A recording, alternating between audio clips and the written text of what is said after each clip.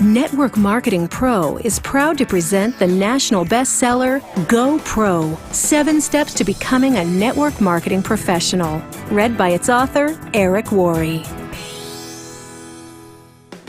I remember the day I was introduced to network marketing for the first time.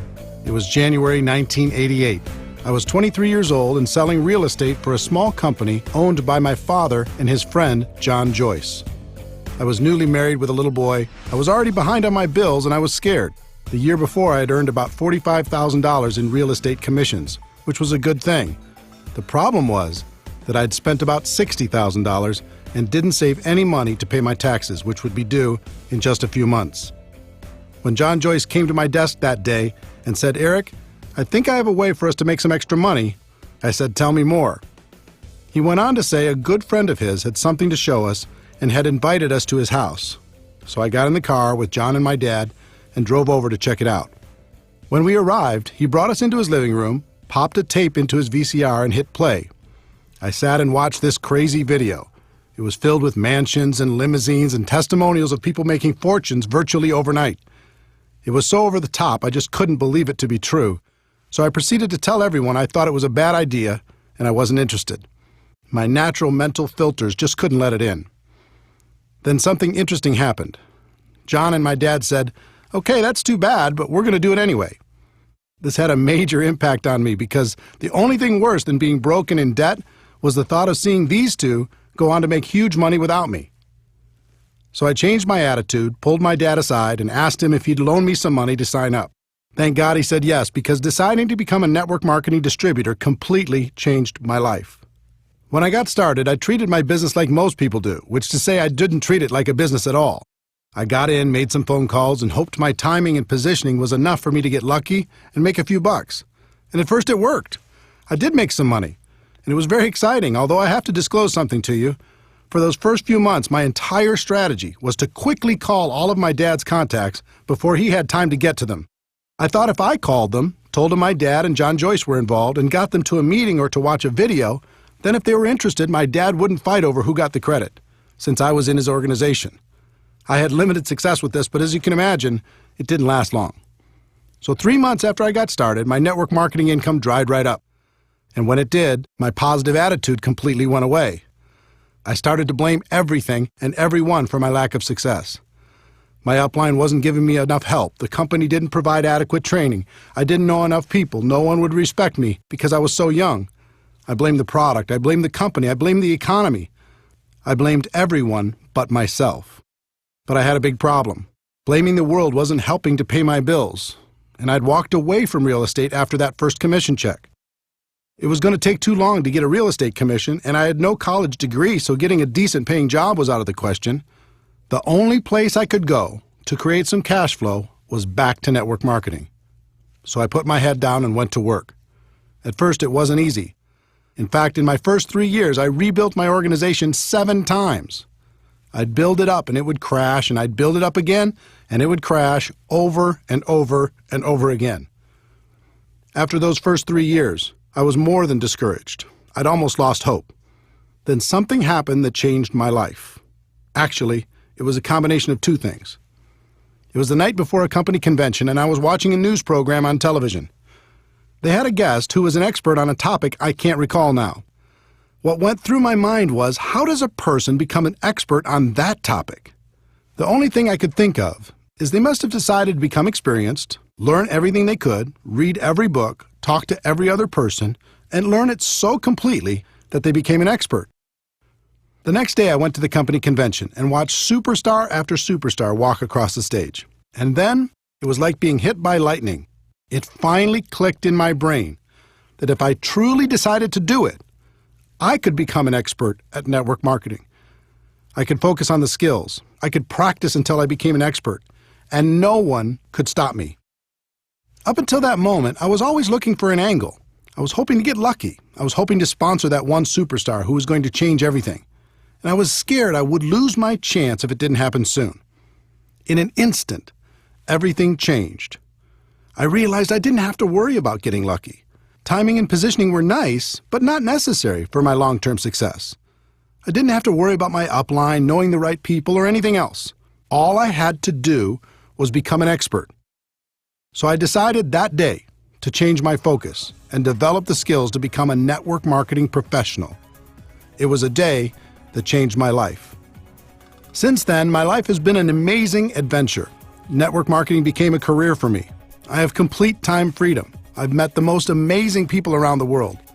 I've been able to touch and be touched by the lives of hundreds of thousands of people, travel all over the world, contribute to the causes that are important to me, and most importantly, become a better person in the process. All of this happened for me, and it can happen for you too. In this audiobook, I'm going to give you the fundamental principles that can guide you to becoming a network marketing professional. They've served me well over the past few decades, and I know they'll serve you just as well. Welcome to an exciting adventure.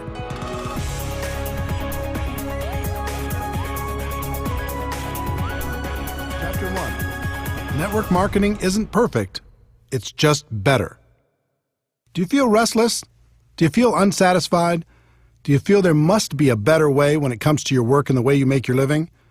The good news, there is a better way, but it's different than what you were taught in school. Let me explain. As I travel and speak around the world, I like to play an audience participation game. I ask people to help me create the ultimate business and to tell me specific things they'd like to have in that business and the things they'd like to avoid. It always makes for a very interesting list. If we were face-to-face, I'd do the same thing with you now, but since we're not, let me summarize what people from over 30 countries have told me while creating what I like to call the perfect career list. People usually start naming things they don't want. No boss, no commute, no alarm clock, no employees, no politics, no compromises, no discrimination, no educational requirement. And then as people start to use their imagination in a more positive way, they start to visualize some positive attributes. Something positive, great product or service, unlimited income, residual income, enjoy the people you work with, time freedom, something meaningful, personal growth, lots of perks, international, contribution to worthy causes, low risk, low startup cost, economy proof, tax benefits, fun. Now you might add some attributes of your own, but wouldn't you agree that's a pretty good start? Imagine being able to enjoy a career with those attributes. All jobs that I know of fall into one of 5 categories: blue collar, white collar, sales, traditional business ownership, and investing. Blue collar careers. Here's the Wikipedia definition of blue collar. A blue collar worker is a member of the working class who performs manual labor. My definition is somebody who labors to fix something, make something, clean something, build something, or service something or someone. In my life, I've worked many blue-collar jobs, and for anyone who's ever engaged in this line of work, there's a certain satisfaction in a job well done. But here's the big question. Can blue-collar work deliver on the perfect career list? The obvious answer is no.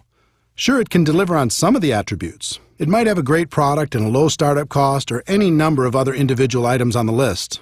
But if you really look at it, blue-collar just can't get you where you want to be. Not the perfect career. White-collar careers. Here's the Wikipedia definition of white-collar.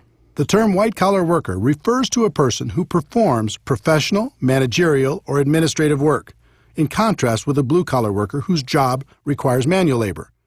Typically, white-collar work is performed in an office or cubicle. My definition is a person who's employed by someone else to do work other than manual labor or sales. Many people choose a white-collar career as it's one of the most socially acceptable of the options available. It has long been viewed as the safe and secure option. Recently, that's changed. The implied contract that if you're loyal to the company will be loyal to you is long gone. I've also been a white-collar worker in my career. In my experience, there are 2 types of people who do this type of work: achievers and hiders. Achievers are the people who want to perform at a high level. They are ambitious, motivated, and energetic. They are full of ideas and want to move up the corporate ladder, which are great attributes to have. But there is a downside for the achiever. The moment a person decides to be an achiever, they become a target. Their boss sees them as threatening to their job, so they start to hold them down or take shots at their reputation. Their peers see them as a person who will either embarrass them or keep them from getting a promotion, so they start to do what they can to undermine their accomplishments. So to remain an achiever and survive in this hostile environment, a person must become good at one thing that has nothing to do with their productivity, and that's politics. They must learn how to navigate the political world by diminishing their enemies and strengthening their relationship with powerful people. In fact, some of the most successful people in the corporate world aren't achievers at all. They're just pure politicians. So if you decide to work in the corporate environment and to be an achiever, you must accept the fact that you must become a good politician also. Now let's talk about the hiders. These are the people who hate politics but still need a job. They learn not to be the ambitious achiever. They don't stand out. They don't speak up in meetings. They don't bring new ideas. They hide. They keep their heads down and do as they're told. They do just enough so they aren't talked about negatively. They survive. And this has worked for decades. But in the new economy, it's becoming much more difficult to hide, and people are running out of time. So back to our perfect career list. Can a white-collar job deliver on the list? Again, the clear answer is no, certainly in not very many areas. Sales. Some people choose to get away from being an employee and get involved in a sales career. This is certainly more adventurous because typically salespeople are paid on their production instead of by the hour. I've known thousands of salespeople. There's a common theme I've noticed over the course of my career. The typical salesperson will have a period of time where everything goes perfectly. Everything they touch turns to gold, and they make some really good money. As soon as that happens, they almost always set their lifestyle to that level of income. They buy a new house, get new cars, put their kids in better schools, purchase a vacation home, the works. Everything's great for a while. And then something changes. The company changes the compensation plan. Their territory gets reduced. A competitor shows up. They lose their best customer. The economy goes into recession. New technology makes their offer less valuable, or government regulations change their industry. These are just a few examples. There are hundreds more reasons why the salesperson's world could, and probably will, get more complicated. When that happens, with the big lifestyle they've developed, now 40 hours a week isn't enough to pay the bills. So they go to 50 hours a week, and then 60, and then 70. And then their life gets very small. Yes, they have the stuff, but they don't have the time to enjoy it. The other challenge for the sales career is, no matter how a person does, they still start at zero the next day. It can be tiring to live under that kind of pressure over a long period of time. Can a sales career pay the bills? Sure. But can it deliver on the perfect career we described earlier? Again, the answer is no. Traditional business ownership. Some people opt for the big dream, building their own business where they're the boss and they call the shots. It's an exciting idea, isn't it? Here's the reality for most people. Step 1. They use their life savings, take on new debt, and many times borrow money from friends and family to get started. Step 2. They take on more debt in the form of leases and personal guarantees in just about every direction. Step 3. Now, instead of focusing on what they're good at, let's say they were great at sales and decided to start their own business, they have to be all things to all people. They act as attorney for legal matters, accountant for financial matters, babysitter for employee matters, negotiator for purchasing matters, and collection agency for accounts receivable matters. They even get to take out the garbage. They're doing everything but selling, which is what they were good at in the first place. Step 4. They struggle. Instead of owning the business owns them. They're the first person to work and the last person to leave, and after everyone else gets paid, they might be able to take home enough money to pay their own bills, let alone reduce the debt they incurred to start the business in the first place. Step 5. They succeed or they fail. They either hit a point down the road where the business is successful, or they fail, many times filing for bankruptcy and falling back into a corporate or sales job. And even if they are successful, that usually means a lifetime of long hours and stress. Sounds romantic, doesn't it? If you haven't started your own business before, ask friends who have if this description isn't accurate. Most people who start their own traditional business aren't worried about getting a return on their investment. They just want a return of their investment. It's pretty clear that traditional business ownership can't provide the perfect career as we've described it. The investor. The last category of ways to earn a living in the world today is to be an investor. And what do you need to become an investor? Money, right? If you don't have a lot of money, it's going to be very difficult to earn a living from the return on your investments, especially if you try to be conservative to reduce the risk of loss. But let's say you do. What's the next thing you need in order to be a successful investor? You need to have incredible knowledge and skill. I know more people than I could count who were skillful real estate investors over the years. But when things radically changed in the real estate market, their skill couldn't help them. They lost big. Would you like to invest in someone's traditional small business? Good luck. In most cases, you won't be an investor. You're more likely to be a philanthropist. How about the stock market? People do great there, don't they? A few do, at least from time to time. But I know more people who've lost than have won, especially in the past decade. It's very difficult to have guaranteed returns when you're not in control. And trust me, as an investor, you are not in control. Anything can happen, and it can happen overnight. Let me tell you a story to illustrate that point. In late 2001, I was living large. I'd sold a company I co-founded and was working as a very highly paid consultant. For my part of the sale, I received approximately 170,000 shares of stock in the new company. It was publicly traded on the New York Stock Exchange and selling for about $44 a share, which meant the value of my stock was around $7.5 million. I had big income and a great portfolio. Life was good. I used part of the stock to secure a home construction loan of about $2 million for a dream house I was building. As for the rest, I didn't diversify because I knew the company was in great shape with a good product and an amazing sales force. Then something out of my control happened. Overnight, the stock went to $37 a share because a group of investors had targeted the company and shorted the stock. In other words, the lower the stock price went, the more money they'd make. I thought it was ridiculous because the company was doing great. So I bought some more shares at $37, using my existing shares as collateral, knowing the price would go back up. It went to $33. I bought more shares. It went to $27. I started getting margin calls, which meant if I didn't send them money, they were going to start selling my shares to cover the losses. I didn't have it to send. The stock continued to go down. It went all the way to $10 a share, and my $7.5 million was gone. Poof. All in less than 90 days. Now, the stock eventually came back and the company was taken private for $65 a share, but I wasn't there to capitalize on it. I was wiped out. Could I have been smarter? Sure. Did I make mistakes? Absolutely. But here's the lesson. If you're going to be an investor, you have to accept that things will be taken out of your control from time to time. And when that happens, it can be very expensive. So back to our perfect career list. Can being an investor deliver on that list? I don't think so. We've talked about blue-collar work, white-collar work, sales, traditional business ownership, and investing. And none of them can deliver on our perfect career list. So is the perfect career even possible? The answer is yes, but to get there, you need to understand that everything is changing. The old models of compensation are dead or dying, and we are going through the biggest economic shift in any of our lifetimes. The new economy, the world as you know it, has changed. For the people who don't recognize that fact, it will be the worst of times.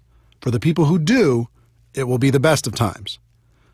Over the last 100 years, an interesting phenomenon occurred. The rise of the corporation became the standard in society.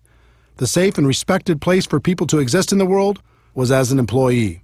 Step 1, go to school and learn how to be an employee. Step 2, find a company that will employ you. Step 3, work for that company for 40 years. Step 4, retire. In recent decades, the promise of being rewarded by the company for your loyalty and hard work has been exposed as a myth. People began to realize the loyalty they were giving to their company was not being given in return.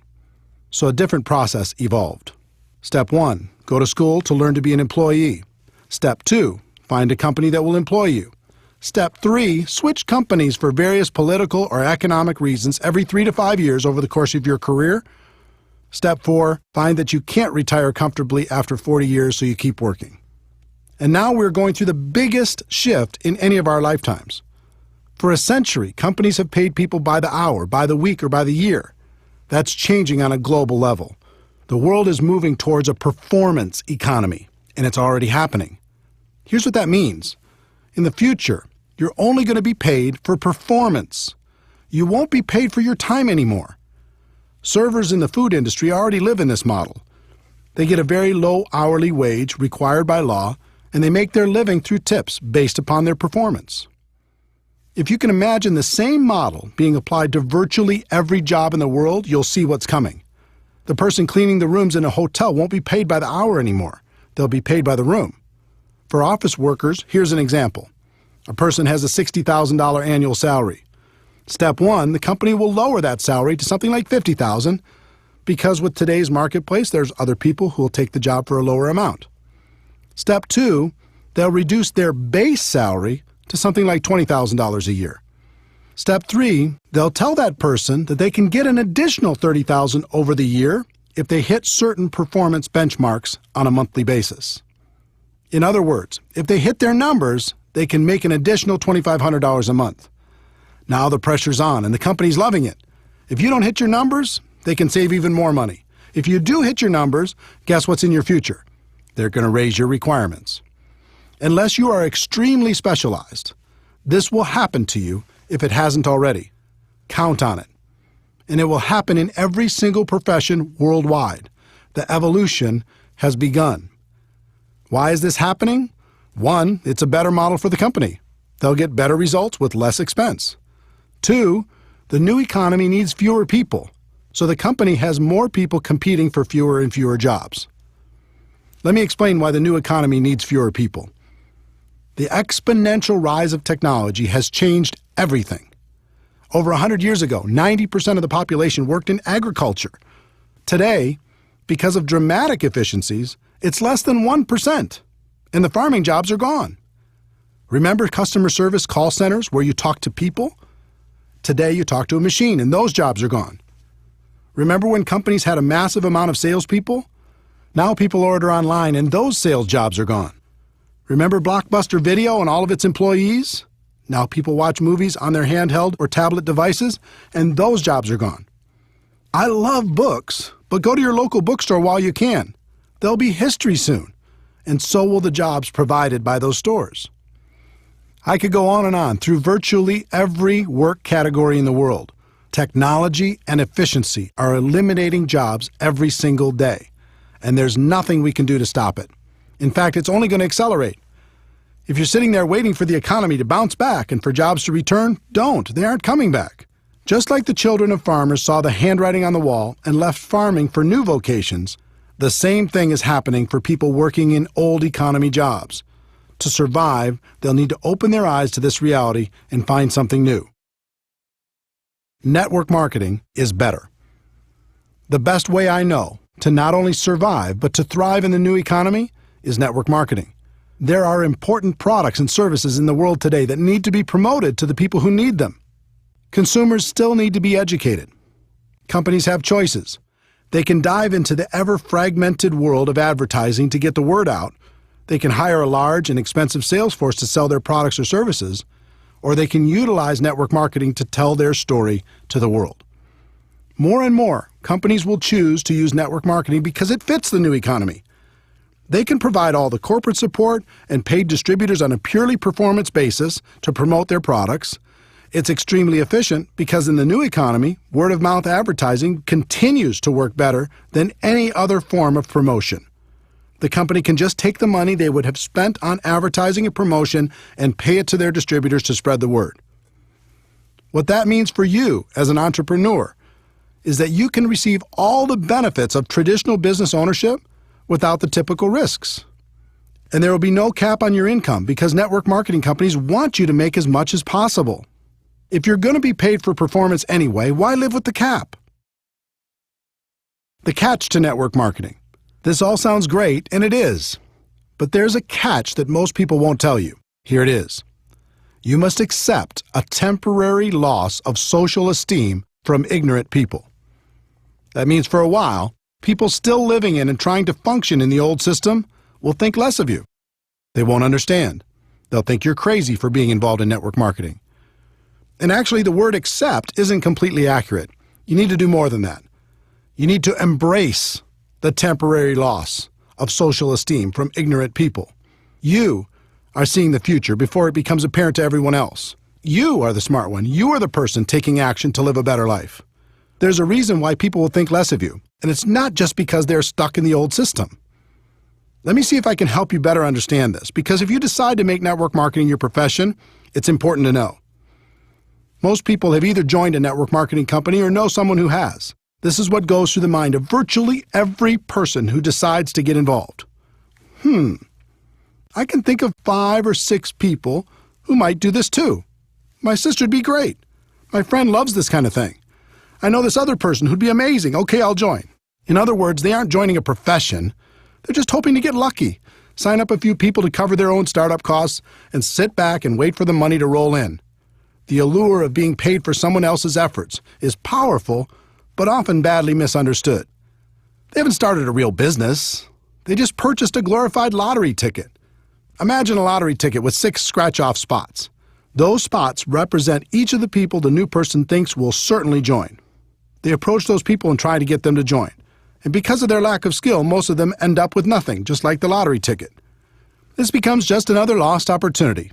And since they've acted in unskilled ignorance, they may have damaged some friendships as well. So they rip up the ticket. And instead of taking responsibility for not really starting their business, they blame network marketing and make sure to tell the world, look, I've been there. I've done it. I talk to every person I know. And network marketing just doesn't work. Save your money. That's what you're dealing with if you choose this as a profession. The opinions of ignorant people who think they've done it right and it doesn't work. If that's going to be too hard to handle, then network marketing isn't for you. But if you can embrace it, the world is yours. The people who embrace this get paid big money. Companies will pay unlimited amounts to people who can help blind people see, who can educate the ignorant, and who can build a community of like-minded people. Some people like to say perception is reality. I hate that saying. All great leaders in the world have ignored it for centuries. What if Nelson Mandela had said perception is reality? What if Martin Luther King Jr. had said perception is reality? What if Steve Jobs had said perception is reality? The great leaders of the world said, reality is reality, and I'm going to do everything possible to help people understand that fact. The truth is, network marketing isn't perfect. It's just better. And that's reality. Chapter 2. If you're going to be involved in network marketing, decide to be a professional. Decide to go pro. There are 3 categories of people in network marketing. I've seen all of them, and I've been all of them. They are the posers, the amateurs, and the professionals. Posers. Posers treat this profession as a lottery ticket. They're hoping to hit it big with as little effort as possible. When I first started out, I was a poser, hoping to ride on my dad and his partner's coattails. Luckily for me, I got some results, and that kept me going, at least in the short term. But I think you can agree with me that remaining in the poser category is a bad idea. Within about 90 days, I moved out of that category and became an amateur. Amateurs. Amateurs focus on different things. One of the things I continued to focus on as an amateur was luck. I was really hoping to get lucky and sign that monster distributor who was going to make me rich. We've all heard the stories of some person who had their lives completely changed by one sign-up. In reality, even if some of those stories are true, it really doesn't serve our profession very well because it makes people spend their time hoping for that big hit. The second thing I focused on as an amateur was timing. I was always worried about timing. Did I get in early enough? Could I be the youngest top person in my company? How many other leaders were already in my local market? Were there too many to compete against? Were there enough to get true momentum? How was the company? Was it too big? Did I miss the growth curve? Was it too small? I was obsessed with the idea of timing. The third thing I focused on as an amateur was positioning. Was I in the right organization? Did other people have a better position than me? Maybe I didn't have the right upline. Would I do better somewhere else? And the fourth thing I focused on as an amateur was shortcuts. I was always looking for an angle. Any gimmick that came down the road, I was up for it. Newspaper advertising? Okay. Help wanted signs by the side of the road? Let's do it. Passing out flyers at the mall? I'm in. Going door to door? Let's try it. The internet didn't exist when I was an amateur. Just imagine how crazy I would have been over all the internet tactics I could have used to distract myself. What that meant was, every time I heard of some shiny new approach being trained by anyone in the world, I was digging into it to try to find the shortcut. And then I finally made the decision to go pro.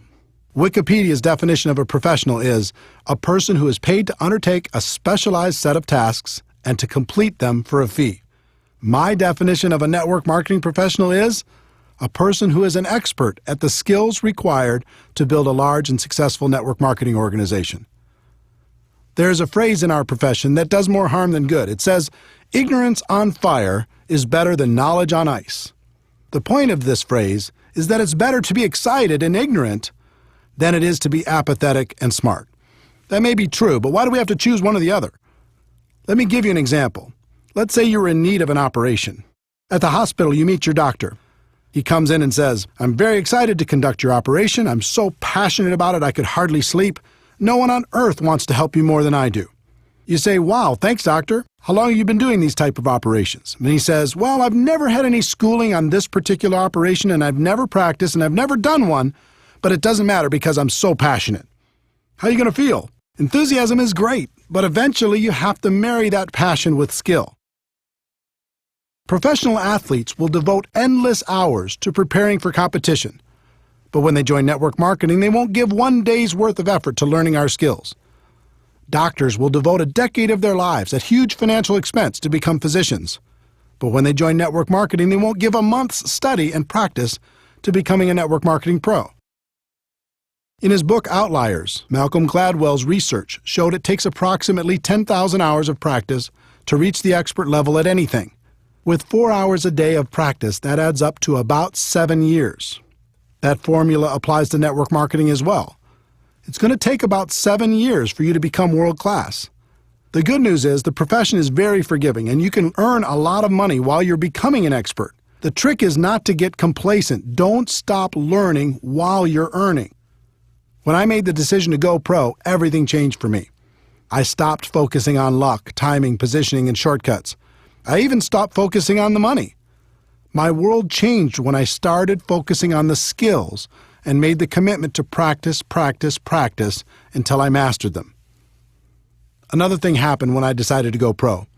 All of a sudden, my group started to grow. It was like people could sense my change of focus and my commitment to excellence, and they wanted to be part of it. Think about a time in your life when you were around a person committed to excellence. It might have been a teacher, a coach, a boss, or a friend. How did it make you feel? It was inspiring, right? You'll find you'll be an inspiration to others when you make this important shift. Bottom line, if you're going to be involved in this great profession, decide to do it right and treat it like a profession. If you go pro, this business is great. If you stay a poser or an amateur, you're going to be miserable. And by now, you've noticed I use the word profession a lot. I do that on purpose. Network marketing is more than just a project. It's not an industry, it's a profession. If you do it right, it's truly a career choice. It can take you out of working in a job that doesn't make you happy to a place of total freedom. That's why I call my website networkmarketingpro.com. Here's what I tell people every day. Ladies and gentlemen, my wish for you is that you decide to become a network marketing professional, that you decide to go pro. Because it is a stone-cold fact that we have a better way. Now let's go tell the world. When the site launched on March 11, 2009, very few people called themselves network marketing professionals. That's no longer the case. Millions of people have changed the way they think about our business, and I'm proud of that fact. I look forward to the day when it's common for people to hear, "I'm a doctor, but I'm also a network marketing professional. I work in construction, but I'm also a network marketing professional. I'm an athlete, but I'm also a network marketing professional." The more people hear those words, the more the world will be ready for a better way. Chapter 3. Like any profession, you'll need to learn some skills. I hope by now I've been successful at convincing you that network marketing is a better way. I hope I've also gotten the point across, if you're going to be involved, it's best to become a professional. The next step is recognizing that you'll need to learn some skills. But before we get to those skills, let me give you some good news. Unlike most professions, you're not going to need a lot of money for your education. You won't have to take out student loans, and you can actually earn while you're learning. In addition, this profession isn't biased. In fact, it's the most equal opportunity in the world. Your background, experience, contacts, age, race, or gender aren't going to be factors in your ability to learn the skills to go pro. And finally, this isn't complicated. The skills necessary to grow a large and successful business are extremely learnable, and you're going to have a surprising number of people financially motivated to help you learn them. There are three primary elements to your network marketing business. First, you have the company's products. If some people are successful in marketing those products and you're not, it isn't the product's fault. In other words, everyone in your company has the same products to offer to the public. Second, you have the company's compensation plan. If some people are making a lot of money and you're not, it isn't the compensation plan's fault. There isn't one plan for men and one for women. There isn't one plan for different age groups or educational backgrounds or for the color of your skin. The compensation plan is the same for everyone. The third element is the most important, and that element is you. You are really the only variable. Everyone has the same product and the same compensation plan, but you're going to be the difference between success and failure. That means right here and right now, you need to take responsibility for your network marketing business. Decide today never to blame anyone or anything else for your lack of results. In fact, in network marketing, there's something of an epidemic going on. People just love to blame their upline, the people above them in the structure, for all of their problems. If my upline did this for me or did that for me, everything would be better. If you're committed to building a large and successful organization, I'd encourage you to do something important.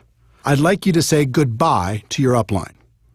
Call them up and say something like, I want to thank you for this opportunity. I appreciate it.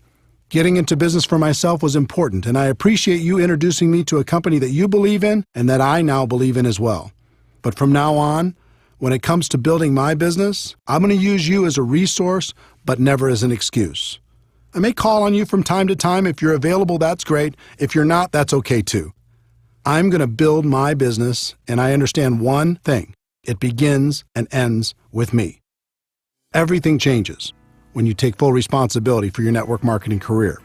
Would it surprise you to know that there are only 7 fundamental skills necessary to build a huge business in network marketing? 7, not 70. Each one's fairly basic, but it always amazes me how little effort people put into learning them. If a college course were offered on network marketing, it would be one of the easiest classes to take. It's not rocket science, but you'll be happy to know it's one of the highest paid skill sets in the world. Let's explore each of them together.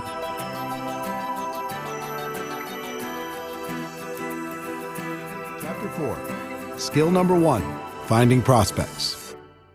When people look at network marketing, one of their big questions is, do I know anybody?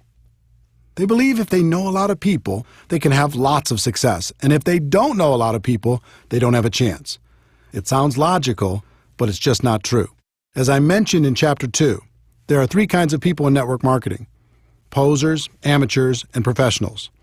When it comes to finding prospects, the posers will make a mental list of 3 or 4 or 5 people they hope will join their business, and their entire future is based upon the response of those few people.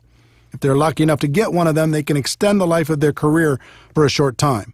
They might even make another mental list of 3 or 4 people. Hopefully, they'll eventually decide to stop being a poser and upgrade to the amateur ranks. Would it surprise you to know that approximately 80% of all the people who join network marketing approach the task of building a business as posers? It's true. 8 out of 10 distributors first approach their business with the poser mentality. They make a small mental list and see what happens. They never set out to develop the necessary skills. Your job is to make sure you're not one of them and to help your team do the same. Educate people. Help them understand how powerful this opportunity can be if they treat it with respect. For the posers, their only real chance is luck, and that luck had better happen fast. The second group is the amateurs. Instead of a small mental list, these people make a written list, which is a step in the right direction. Let's say they make a list of 100 prospects. They charge out there with excitement, but not a lot of skill. They begin prospecting, and their list begins to diminish. As it grows smaller and smaller, their anxiety grows higher and higher. Their biggest fear is running out of people to talk to. I know that was my biggest fear. In my early 20s, my list wasn't anything to brag about. As I mentioned before, I tried to use my parents' contacts at the beginning, and it didn't take long for me to run out of names. Soon everyone in my world knew what I was doing and had either said yes or no. It was scary. I felt like if I didn't find some great people from my list and find them soon, I was going to fail in this business. It never occurred to me that finding quality people to prospect was a skill. Up until this point in my career, I always viewed the list as the ticket to wealth. If you had a good list, you'd succeed. And if you had a bad one, You either had to get lucky or you'd fail. When I came to my defining moment and committed to become a professional, I began to study the people who'd built large and successful organizations. I found that the professionals approached finding people to talk to as one of their core skills. It was part of their job to find new people. They weren't interested in luck. They weren't worried about running out of people. They developed the skill to make sure that never happened. The professionals started with a written list, but then they made the focused commitment to never stop adding to the list.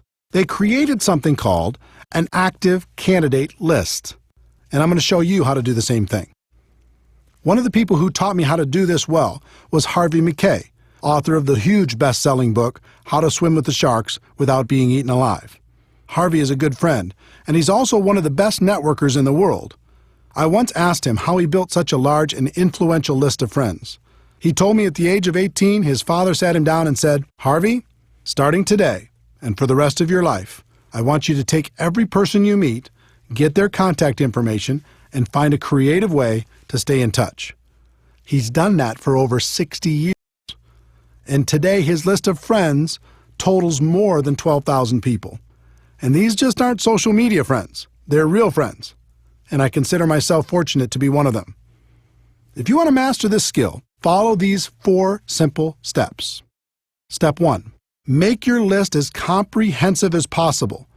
Include every person you can think of. Every person.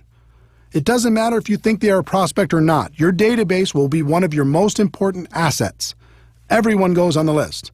If they're negative, put them on your list. If you hate them, put them on your list. If they're your best friend, put them on your list. If they said, "I'll never be involved in network marketing," put them on your list. If they're 98 years old, put them on your list. If they're 18 years old, put them on your list. It's important to do this because as you empty your mind out on paper, it will make more room for new context to find room in there. When you write down your nephew, you begin to think about the circle of people around your nephew. All of these connections will become apparent to you as you make your list more and more comprehensive. Think about everything. Every organization you've ever been involved in, every group you've ever been a part of, everything you've ever done. If you do this right, it'll end up being hundreds and hundreds and maybe even thousands of people. You're not required to prospect everyone on your list. That's up to you. But it's extremely important to do the work necessary to truly capture your network on paper. Step 2. Have you heard of the concept that we're all only 6 contacts away from any person in the world? 6 degrees of separation? I'm not sure if that's a myth or if it's true, but I believe in the concept. So step 2 is looking at your list and thinking about the people they know. The 2nd degree of separation. Chances are you'll know most of them also. Think about members of your family. Who do they know? Add them to your list. Think about your friends. Who do they know? Add them to your list. Think about all the relationships in your life. Who do they know? Add them to your list. Don't worry about what you're going to do with this list yet. We'll talk about that a bit later. Just keep building it. Step 3. Constantly expand your list. This is why the professionals call this an active candidate list. It never stops growing.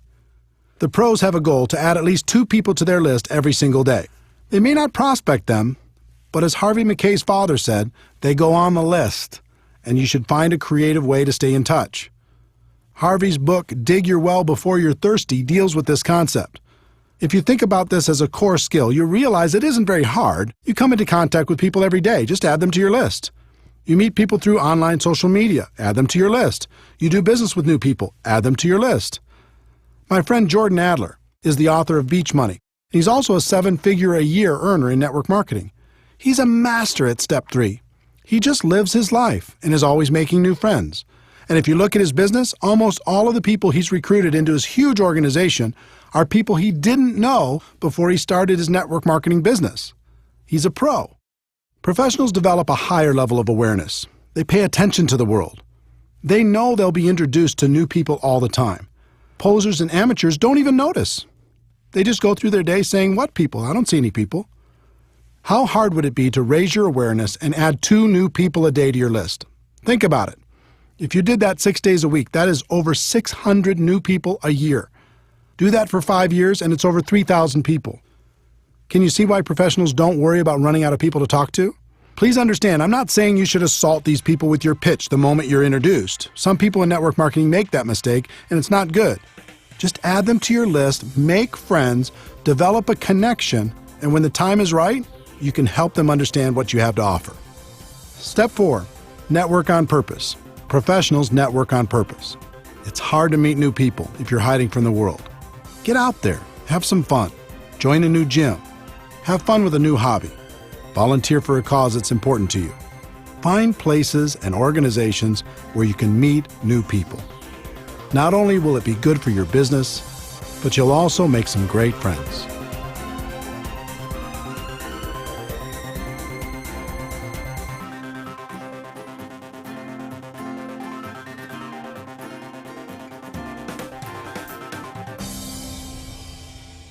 Chapter 5. Skill number 2. Inviting prospects to understand your product or opportunity.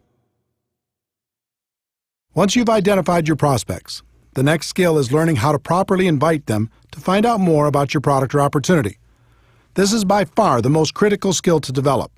I call it the gateway skill for network marketing. If you aren't successful in getting anybody to take a look, then we can guess what your future will look like in MLM. Most people think you must start off with a great reputation and have a lot of influence with others for them to take a look at your opportunity. It's just not true. When I first started in 1988, I had no reputation and no influence. I barely escaped high school, attended one semester of community college before dropping out, and had a total of 18 jobs, all before the age of 23.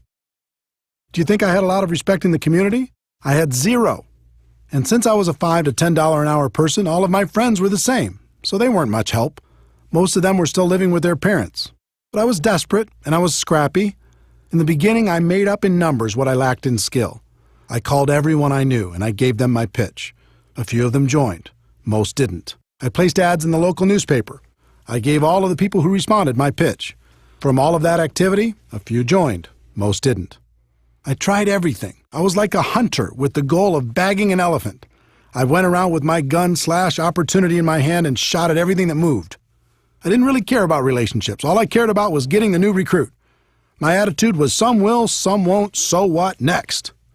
But because I was a hunter, everyone around me felt hunted, and they started to avoid me, and it wasn't fun. Even worse, the people I did get to join my business tried to do the same thing I was doing, failed, and then quit. After 3 or 4 years of frustration, I came to my defining moment and started studying successful people in MLM to see what they did. What I found surprised me. They weren't hunters. They were more like farmers. They built relationships. They built friendships. They learned how to build trust with the people they met, and were able to skillfully transfer the belief they had about their products and opportunity. Their goal wasn't to immediately recruit their prospects. Their initial objective was to educate their prospects on what they had to offer, and then let those prospects decide if it was something they wanted to do. This was a huge switch in strategy for me, and I began to look at things differently. I put myself in the prospect's shoes and thought about what would be attractive to me, and alternatively, what would cause me to put up my defenses. I realized why the pros had such great results. Instead of acting like sharks, they were more like coaches or consultants. They built relationships and then offered common-sense solutions to people's problems. Who wouldn't like that? The other thing I noticed with the professionals is they didn't pitch their product or opportunity. Instead, when the timing was appropriate, they just invited people to do one of two things based upon the individual prospect situation. The first thing they did was invite people to attend some sort of event, such as a one-on-one or two-on-one meeting with another member of their team, or a 3-way phone call conversation, a small group presentation in their home, an online webinar, a local hotel meeting, or some larger company event or convention. Professionals understand that personal interaction is a critical component when it comes to building trust and transferring belief, so they try to connect people as much as possible. The second thing they did was invite people to review some sort of tool. I'm a big believer in using tools to help educate a prospect. Tools take many forms. There are CDs, DVDs, magazines, brochures, websites, and online presentations. With some companies, you can even let people sample the product and treat that as a tool. There's no question that technology continues to evolve, offering more and more convenient ways to help educate prospects. But I have to interject a personal opinion based upon experience. While technology allows us to get people quality information quickly, there's nothing like a physical tool. In a world of bits and bytes and in a network marketing world where it's important to build trust, a physical tool makes it real. Of the two methods used to help educate the prospect, events are the most effective. There are lots of reasons. There's a physical interaction from meeting with people, and that helps build trust. There's the important element of social proof. It's valuable for the prospect to see that there's other people actively involved and find out what those people are like. There's education on the product and the financial opportunity. They get to see firsthand the kind of support that's involved, and they realize they won't have to do everything by themselves. In most cases, there's an excitement and urgency at these events, and they get to hear stories of how things are going for other people. Those are some of the benefits. The only downside to events is they can be difficult to schedule and confirm, especially for a brand new person. If you don't have the skills, it's fairly common to invite 20 people and have 1 or 2 show up, and that can be very discouraging. For building a large and duplicating organization, I've found that a tool is a better first step. Remember, our goal is education and understanding. We want people to know what we have and understand how it can benefit their lives. A tool is a great way for people to become educated and hopefully excited in the middle of their busy lives. They might not have time to drive across town to meet with you, but they can listen to a CD in their car or watch a short DVD, read a magazine, or watch an online presentation. If you were to look back at my career, you'd see that tools changed everything for me. In 1990, my company came out with a video that was dynamic and exciting. Even though it was wildly expensive at $15 each, back then it was worth it. Because when you learned how to invite people to watch that video, the results were dramatic. Everyone in the company became focused on a daily method of operation that centered around inviting people to watch our video. We allowed no distractions. Our entire culture revolved around this strategy, and our growth went through the roof. Events were still very important, but they were a second step after a person watched our video. By adopting this new approach, my organization finally broke out, and I was able to enjoy the experience of having a group that grew with or without me. It was more fun than I can describe. My group grew from a few dozen to a few hundred and then a few thousand. All I did was learn how to successfully invite people to watch a video, follow it up with an invitation to an event, and teach everyone else to do the same thing. The second career breakthrough took the form of an audio cassette. Yes, I said cassette. This was 1992, and that's all we had. The company was launching something new and exciting, and this time I personally recorded an audio that explained the opportunity in detail. We sold it for 50 cents a piece, which covered our costs, and in less than 1 year, that little audio cassette sold over 1 million copies. We taught people how to invite prospects to take that cassette, put it in their car, and listen to it right away. The results were amazing. We trained people to get 100 cassettes at first, get them out to everyone they knew, and then had them focus on getting out 2 a day after that. Using that simple system, my income grew to almost $1 million a year. Different companies use different tools and event strategies to grow their business. Some use home parties, some use online presentations, some use one-on-ones with magazines and flip charts. Find what's working best in your particular company, develop your daily method of operation, and then train your people how to effectively do the same and invite their prospects to plug in. As a professional, you're going to be inviting your prospects to review a tool or attend an event. Here's what you're not going to be doing. You're not going to be pitching people and trying to dazzle the world with your wisdom. That approach will feed your ego, but steal from your bank account. Let me give you my formula for financial independence in network marketing. Your ability to get a large group of people to consistently do a few simple things over an extended period of time. It was this formula that helped me break out of network marketing mediocrity, and it will help you do the same. For years, I focused and depended on my ability to persuade other people to join me. Then I graduated to finding a few key leaders I could train to do what I was doing. And finally, I learned the formula I just gave you and began to focus on getting a large group of people to consistently do just a few simple things and to keep doing them. When that happened, everything changed for the better. Those are the fundamentals. Let's take a moment to talk about the emotions of inviting. There are 4 basic rules. Rule number 1. You must emotionally detach yourself from the outcome. This is extremely important. Remember, our initial goal is education and understanding. It's not getting a new customer or signing a new distributor. In other words, if you disconnect your emotions from that outcome and just focus on education and understanding, everything gets very simple. This sounds easy, but it's difficult to do. All of us come into this business with the hope of recruiting some great people. It's hard to disconnect from those expectations. But you need to remember, we're not hunters. We're not sharks. Our job is to educate people and help them understand what we have to offer. We act as consultants, offering suggestions on how people can live a better life. If you focus on getting a customer or a new distributor, you'll constantly be disappointed and you'll find your prospects running away from you. If you focus on education and understanding, you'll have fun and your prospects will enjoy the experience. Rule number 2, be yourself. So many people become a different person when they start inviting. This makes everyone uncomfortable. Be yourself. Just focus on being your best self. Rule number 3, bring some passion. Enthusiasm is contagious. It's okay to get a little bit fired up. Get focused. Listen to some music that inspires you. Smile when you're on the phone. I assure you, your positive emotion will translate into better results. Rule number 4, have a strong posture. This was a big one for me. At first, I was so insecure, I didn't think anyone would take me seriously. But as I watched the professionals, I noticed their posture. They were bold, they were confident, they were strong. So I decided to be bold as well. I stopped apologizing all the time. Instead of saying, yes, I know I've had a lot of jobs so far in my life, but I'm hoping this will be the change I've been looking for, I started saying, guess what? I'm sick and tired of the life I've led up until this point, and I've decided to take charge. I wouldn't bet against me because I'm serious. You feel the difference? Be yourself, but be a bolder self. Be yourself, but be a stronger self. Be yourself, but be a more confident self, at least when you're inviting.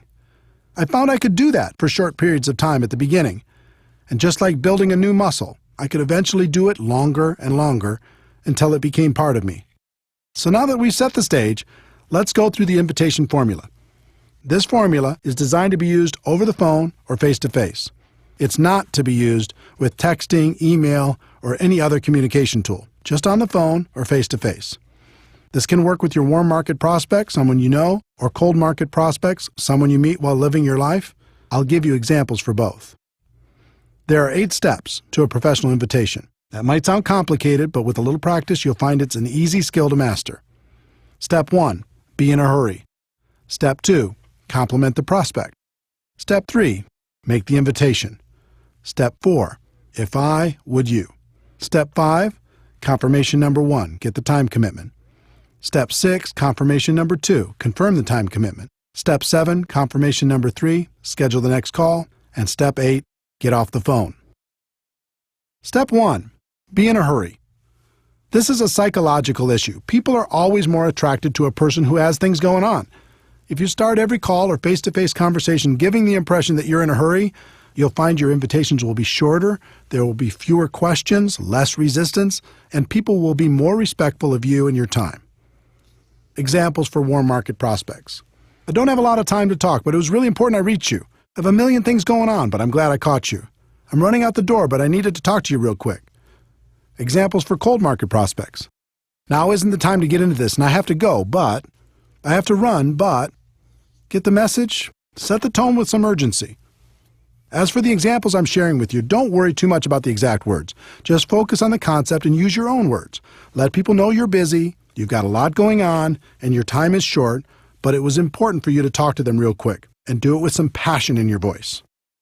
Step 2, compliment the prospect. This is critical. The sincere compliment, and it must be sincere, opens the door to real communication and will make the prospect much more agreeable about hearing what you have to say. Examples for warm market prospects. You've been very successful, and I've always respected the way you've done business. You've always been supportive of me, and I appreciate that so much. Great to use with family and close friends. You have an amazing mind for business and can see things other people don't see. For as long as I've known you, I thought you were the best at what you do. Examples for cold market prospects. You've given me some of the best service I've ever received. You're super sharp. Can I ask what you do for a living? You've made this a fantastic experience. The key to the compliment is it must be sincere. Find something you can honestly use to compliment your prospect and use it. This simple step will literally double your invitation results. When you start with urgency and a compliment, it becomes very difficult for a person to react negatively to your invitation. People don't hear compliments very often. It feels good.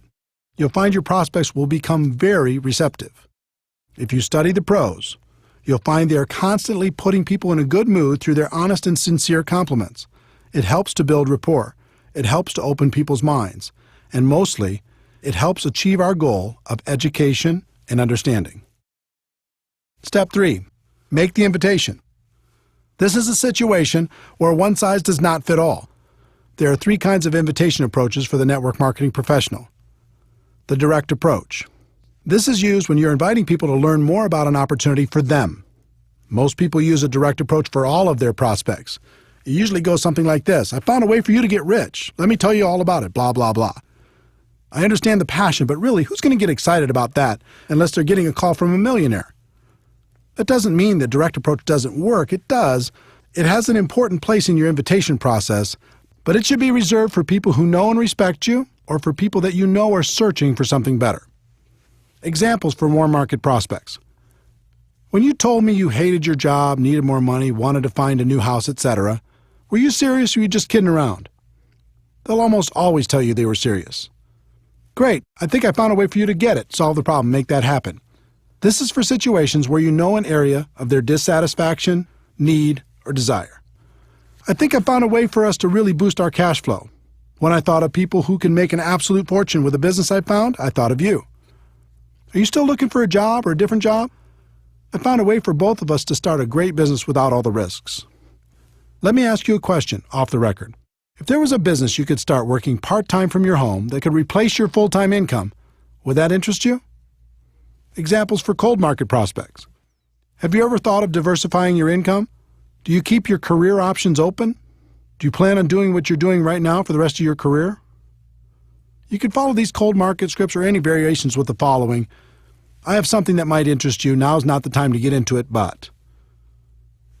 The indirect approach. This is another powerful tool to help people get past their initial resistance and educate them on what you have to offer. The indirect approach is about asking the prospect for help, input, or guidance. I used this approach extensively and with great success when I first started out. Because of my lack of credibility at age 23, I couldn't get much success with a direct approach, so I learned to play myself down and play up to the prospect's ego. It worked incredibly well, and it still works today. Examples for warm market prospects. I've just started a new business and I'm really nervous. Before I get going, I need to practice on someone friendly. Would you mind if I practiced on you? This is a great approach for family and close friends. I found a business I'm really excited about, but what do I know? You have so much experience. Would you look at it for me if I made it easy on you? And let me know if you think I'm making the right move? A friend told me the best thing I could do when starting a business is to have people I respect take a look at it and give me some guidance.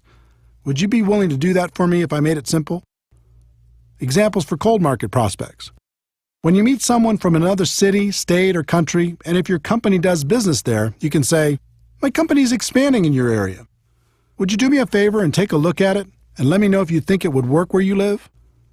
When you meet someone who might provide good input on your product, you can say, "I've started a business with a product I think makes a lot of sense, but I'd like to get your input. Would you be willing to check it out and give me your opinion?" The super indirect approach. The third approach is the super indirect approach. This approach is incredibly powerful because it works on a number of psychological levels. In this approach, you tell prospects they aren't a prospect, and you're just interested in finding out if they know someone else who might benefit from your business. It's very effective. Examples for warm market prospects. The business I'm in clearly isn't for you, but I wanted to ask, who do you know that's ambitious, money-motivated, and would be excited about the idea of adding more cash flow to their lives? Who do you know that might be looking for a strong business they could run from their home? Who do you know that's hit a wall with their business and might be looking for a way to diversify their income? I'm working with a company that's expanding in this area, and I'm looking for some sharp people that might be interested in some additional cash flow. Do you know anyone who might fit that description? In most cases, they're going to ask you for more information before they give you any names. Behind that request will be curiosity and intrigue, thinking this might be for them, but they're not going to admit that to you yet. When they ask for more information, you can respond with, "That makes sense." You'll want to know more about it before you refer some of your contacts. Then you could just move to step 4. Examples for cold market prospects. Cold market is exactly the same as warm market for the super indirect approach. Just use the warm market scripts or any variation that's comfortable for you. Step 4. If I, would you? This question has been my secret weapon for a very long time. It is by far the most powerful phrase I've come across in building a large and successful network marketing business. If I gave you a DVD, would you watch it? If I gave you a CD, would you listen to it? If I gave you a magazine or some other printed material, would you read it? If I gave you a link to a website with a complete presentation, would you check it out? If I invited you to a special invitation-only webinar, would you attend? If I invited you to a special invitation-only conference call, would you listen in? This question is so powerful, and for a number of reasons. First, it's reciprocal. You're saying you'll do something if they'll do something. As human beings, we're hardwired to respond positively to these types of situations. Second, it puts you in a place of power. You're in control. You're not begging. You're not asking for favors. You're simply offering a value exchange. And third, it implies that you have something of value to offer. You're saying that you'll do something, but not unless the other person will do something in exchange. When you value what you have, people will respect you. When I first started, I didn't know about this magical question. I just said things like, I really, really, really want you to watch my video, try my product, listen to the CD, etc. You can imagine the results. The whole psychology of it is weak. If you use if I would you, you're having a business conversation. If you use I really, really, really want you, now you sound desperate, and a desperate distributor is not attractive. If you've used this approach, you already know what I'm talking about. If I would you gets results. It gets people to say yes. It helps prospects see what we have in a different light. Remember, our goal is education and understanding. If I would you helps us achieve that goal. If you started the call with urgency, complimented the prospect, made the invitation, and asked if I would you, their answer will be yes almost 100% of the time, and you can just go to step 5. If they ask for more information first, just respond with, I understand you want more information, but everything you're looking for is on the CD, DVD, printed piece, link, etc. The fastest way for you to really understand what I'm talking about will be for you to review that material. So if I gave it to you, would you review it? If they say no, then thank them for their time and move on. Also, review steps 1 through 3 to see where you might have done better, but do not give your material to them. So you've gone through the first 4 steps and the person said yes. Success! They've agreed to review your tool. Does that mean they'll follow through? Nope. In fact, only about 5% of your prospects will do what they said they would do if you just use the first 4 steps, and 5% is not a good number. To get closer to 80%, you need to complete the invitation process professionally. Step 5. Confirmation number 1. Get the time commitment. You've asked if I would you, and they've said yes. The next step is to get a time commitment. When do you think you could watch the DVD for sure? When do you think you could listen to the CD for sure? When do you think you could read the magazine for sure? When do you think you could watch the link for sure? Don't suggest a time for them. That's another mistake I made early on in my career. Just ask the question and wait for them to respond. This question makes them think about their schedule and their commitments, find a place to review your tool, and communicate that back to you. In other words, it makes it real. When you first asked if I would you and they said yes, it was someday. When you get the time commitment, it starts to be real. The only thing that matters is that they give you a time. It doesn't matter what that time is. Let them think about their schedule and tell you when they will have reviewed the materials for sure. About 90% of the time, they'll give you an answer. The other 10% of the time, they'll be vague, saying something like, I'll try to do it sometime. If they do that, then tell them, I don't want to waste your time or mine. Why don't we just lock in a time when you'll have seen it for sure? Remember, they've already said they'll review it in step 4. This is just confirming the time. The key to all of this is that they've now said yes twice. The first time when they answered if I would you, and the second time when you received a time commitment from them. So now you can give them the tool, right? Wrong. You're not done yet. The professionals take a few more seconds to complete a couple more steps before they're finished. Step 6, confirmation number 2, confirm the time commitment. If they tell you they'll watch the DVD by Tuesday night, your response should be something like, so, if I call you Wednesday morning, you'll have seen it for sure, right? If they say they'll listen to the CD by Thursday morning, your response should be, so if I called you sometime later in the day on Thursday, you'll have listened to it for sure, right? If they say they'll watch the link by July 1st, your response should be, so if I call you on July 2nd, you'll have looked at it for sure, right? They will either naturally say yes or they will adjust the time slightly. In any case, the significance of step 6 is now they've confirmed 3 times, and they are much more likely to follow through. And the key is, this isn't an appointment you've set. It's an appointment they've set.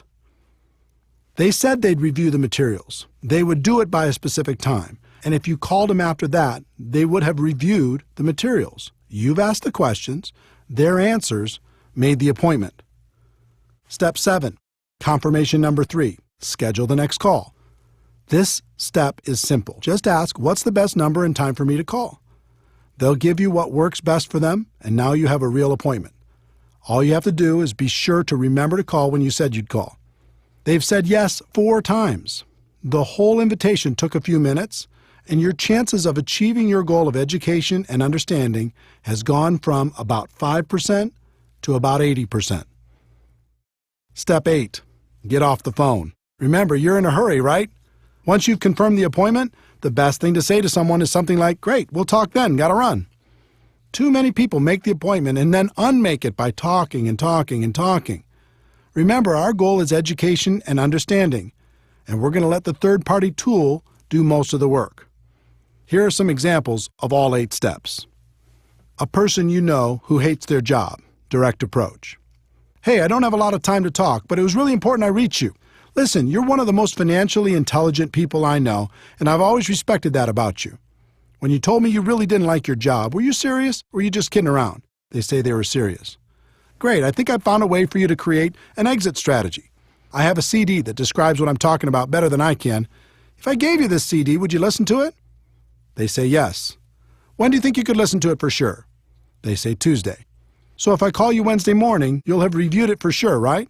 They say yes. "All right, I'll check back with you then. What's the best number and time for me to call?" They give me the information. "Got it. We'll talk then. Gotta run. Thanks." A good friend, indirect approach. "Hey, I'm running out the door, but I needed to talk to you real quick. Do you have a second?" "Great. Listen, you've always been so supportive of me, and I appreciate that so much. I've just started a new business, and I'm really nervous. Before I get going, I need to practice on someone friendly. Would you mind if I practiced on you?" They say sure. "Great. If I gave you a DVD that laid out the information in a professional way, would you watch it?" They say yes. "It's about 15 minutes long. When do you think you could watch it for sure?" They say Thursday. "So if I called you Friday morning, you'll have reviewed it for sure, right?" "Fantastic. What's the best number and time for me to call?" They give you the information. "Great. We'll talk then. Gotta run. Thanks." A highly successful person, super indirect approach.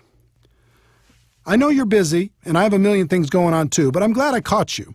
You've been wildly successful, and I've always respected the way you've done business. I've recently started something new, and I'm looking for some sharp people. It's clearly not for you, but I wanted to ask, who do you know who's ambitious, money-motivated, and would be excited about the idea of adding a significant amount of cash flow to their lives?" They say they do know some people. "I understand that you'd want to know more about it before you recommend people. I have a DVD that explains exactly what I'm doing and the kind of people I'm looking for. It's brief. If I sent one to you, would you review it?" They say they would. "Thanks. When do you think you could view it for sure?" They say next Monday. "Okay, so if I call you next Tuesday, you'll have reviewed it for sure, right?" "Okay, I'll check back with you then. What's the best number and time for me to call?" They give the information. "Okay, great. Thanks again. I appreciate it so much. Talk to you next Tuesday." A cold market prospect who's done a good job selling you something, direct approach. "Now isn't the time to get into this, and I have to go, but you're super sharp, and I happen to be looking for some sharp people. Do you plan on doing what you're doing now for the rest of your career?" They say no. "Good. I have something that might interest you. Now isn't the time to get into it, but I have a DVD that explains it all in great detail. If I gave it to you, would you watch it?"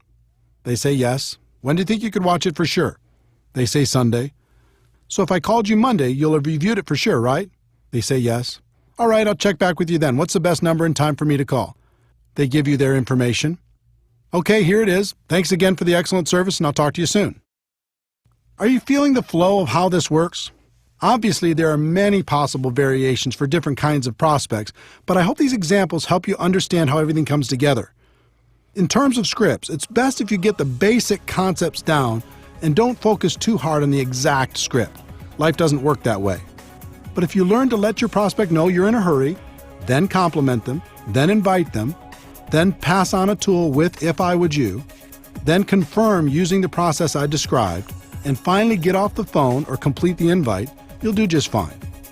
Remember, in recruiting, there are no good or bad experiences, just learning experiences. On your journey to become a network marketing professional, the best thing that can happen is for you to develop the skills to recruit on demand in any situation. Then you never have to worry about being lucky. So practice, practice, practice.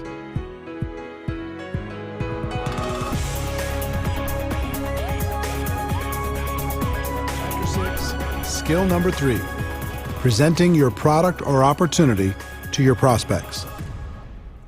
We've talked about the first 2 skills of identifying prospects and inviting them to learn more about your product or opportunity. As you've learned, you'll be inviting them to review a tool or attend some sort of event.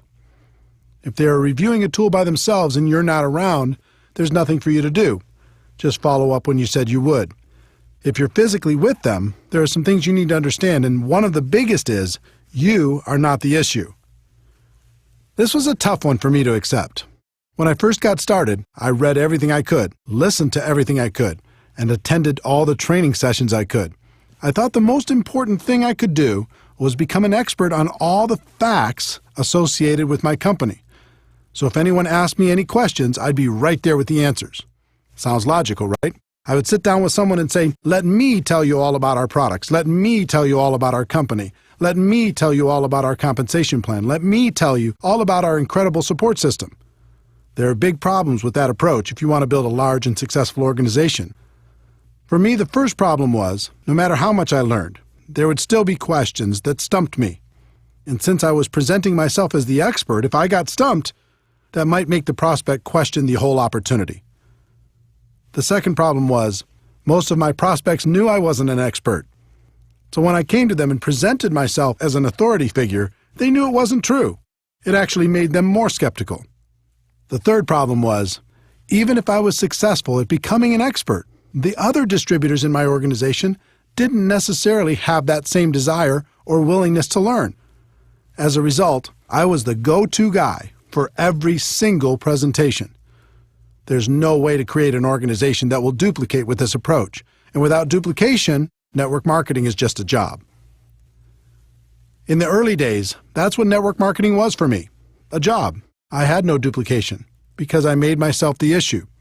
But I was determined, and I started to observe and take careful note of how the most successful distributors did their presentations. The pros never made themselves the issue. More than that, they never presented themselves as an expert. They acted as a consultant who connected the prospect to tools, events, or other distributors to help them become educated.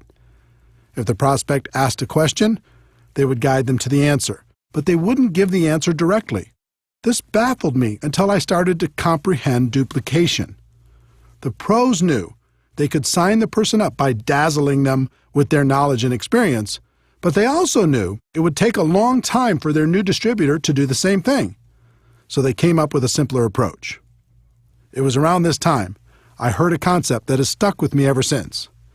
In network marketing, it doesn't matter what works. It only matters what duplicates. This should be a guiding principle for every network marketing professional. The pros use tools instead of their own wisdom. The pros use live events instead of their own presentations. The pros use other distributors to give the facts instead of giving them themselves. The pros don't present themselves as experts. They just invite people to learn more about the product or opportunity and let the third-party resource provide the information. The pros bring passion, enthusiasm, excitement, and belief. If you ever watch a pro at work, you'll see a fire in them that's contagious. Make passion, enthusiasm, excitement, and belief your priority. Then invite professionally and let the third-party resource do the rest. In addition to learning how to effectively present your product or opportunity during your personal recruiting efforts, it's also important to learn how to present your opportunity to groups of people. I've heard it said, and I think it's true, the person with the marker makes the money. In other words, the person in front of the room giving the presentation usually has a higher than average income. When I first got started, I was deathly afraid of speaking in front of people. But I was ambitious, and since everyone said this was an important skill, I was determined to master it. I started by learning how to give a short and effective testimonial. Learning to tell my story was extremely valuable in building my business and has been to this day. People aren't interested in how much you know, but they are interested in your story as long as you don't bore them to death with it. I worked on my story for a while, and after tweaking it a time or two, here's what I came up with. Hi, my name is Eric Worre, and I'm a retired underachiever. I had 18 jobs by the time of 23 and was starting to think my future wasn't looking so good. I was embarrassed by my lack of results, and I was desperately looking for a way to make something of my life. In January of 1988, I was introduced to network marketing, and it has changed my life. Instead of being afraid of the future, now I'm excited about it. And then I would insert whatever was appropriate based upon my current levels of success. The theme of my story was, if I could do it, anyone could do it. And it worked. I used it all the time in hotel meetings, in home meetings, on three-way phone calls, on conference calls, you name it. No matter what your background is, you can craft a compelling personal story. I've found every good story has 4 elements. 1, your background. 2, the things you didn't like about your background. 3, how network marketing or your company came to the rescue. And 4, your results or how you feel about your future. Take some time to create your story and start telling it every chance you get. Next, I decided to master my company's opportunity presentation. Again, the concept of modeling successful people came into play. The top earner in my company was extremely powerful and effective. In addition, he did the same exact presentation every single time, just about word for word. So I recorded his presentation and transcribed it by hand onto a legal pad. When I completed that step, I recorded my own voice doing that presentation. I did it word for word, same stories, same jokes. Everything was his exact presentation. After I was done, I played it back, and it was terrible. My voice had no energy, I was boring, I hated it. So I recorded it again and again and again until it was acceptable. In the end, I had an audio cassette with my presentation on it. And I listened to it over and over in my car. I'll bet I listened to that presentation 500 times. And by that time, I had it memorized. I knew it backwards and forwards. I could start from any part of the presentation and take it from there. You would not believe the confidence this gave me. I went from being afraid to do the presentation to actively looking for opportunities to give it. I did the presentation on conference calls, in home meetings, on three-way calls, and any place else I could find. I became a regular presenter at our local meetings and continued to move up to bigger and better venues, even being asked to speak at company conventions. For me, the evolution of becoming a presenter went through several stages. 1, learning my story. 2, learning the standard opportunity presentation. And 3, learning different training presentations. One big defining moment as a presenter came in 1993. I was 29 years old and starting to make a name for myself in network marketing. I was having a conversation with the CEO of the company and the #1 distributor at that time. I can't remember exactly how the topic came up, but I recall saying something to the CEO like, well, he, the top distributor, might be a better networker than I am right now, but I can outspeak him any time. It was meant as a joke, but the CEO raised his eyebrows and said, okay, son, I'll tell you what. We have our big convention coming up. Over 14,000 people will be in attendance. I'll give you both the same amount of time, and we'll have a private contest. I'll handpick a few judges, and they'll vote on who did a better job. Wow. Now I was really on the hook. I wasn't a huge leader. I didn't have as big an organization or reputation at the time as the top earner, so I did the only thing I could control. I started to prepare like my life hung in the balance. I chose a theme, I wrote my talk, and I rewrote it over and over. I did research, I practiced, I recorded myself doing the speech. I did everything I could possibly do. When the day came, I'd never felt so nervous in my entire life. Talking to 14,000 people is like talking to an ocean, but my preparation served me well. I steadied my 29-year-old insecure self and delivered. The response was overwhelming. The crowd went wild, literally. I felt numb when I walked off the stage as they were still cheering and sat there while the top earner gave his speech. He did a fine job, but I have to admit to you, it felt so good to have the CEO come up and congratulate me for winning our private little contest. It was definitely a defining moment. That speech was lost for a very long time, but a copy was recently discovered. If you'd like to hear it, we'll include it at the end of this chapter. My voice sounds quite a bit younger, but it's still me. To summarize this skill set, remember a few important things. 1. When you're prospecting, you're the messenger, not the message.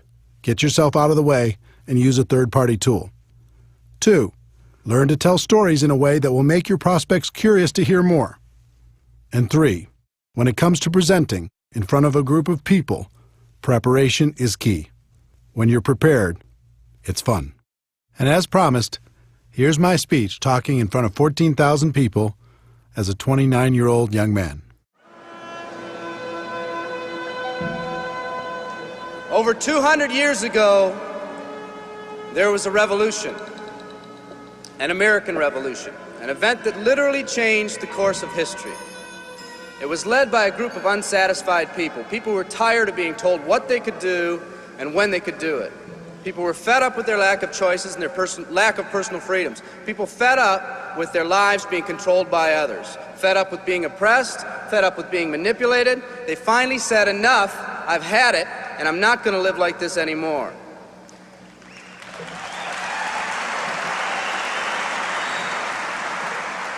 Our ancestors were people that took full responsibility for what happened to them. It was that spirit that ignited a country and formed what is now a giant in the free world. I have a question for you. Where's that spirit today? It's time for another revolution. Let me explain one of the laws of the universe. It's called the law of use, and it says simply this: whatever you don't use, you lose. Lack of use causes loss. Ambition unused declines. Faith unused decreases. If you don't use your skills, you lose your skills. If you don't use your freedom, you lose your freedom. Freedom does not come automatically. It's not attained and then handed down to us as an inheritance. It must be achieved each day. At the turn of the century, in the year 1900, less than 10% of us worked for other people or the government. Over 90% of us were self-employed. We were an independent people. In 1980, only 80 years later, over 90% of us worked for the other people or the government. Less than 10% of us were self-employed. We changed from an independent people to a dependent people. We'd slowly shifted from a people who took full responsibility for everything that happened to them to a people who've become talented and practiced at the art of blaming others for their problems.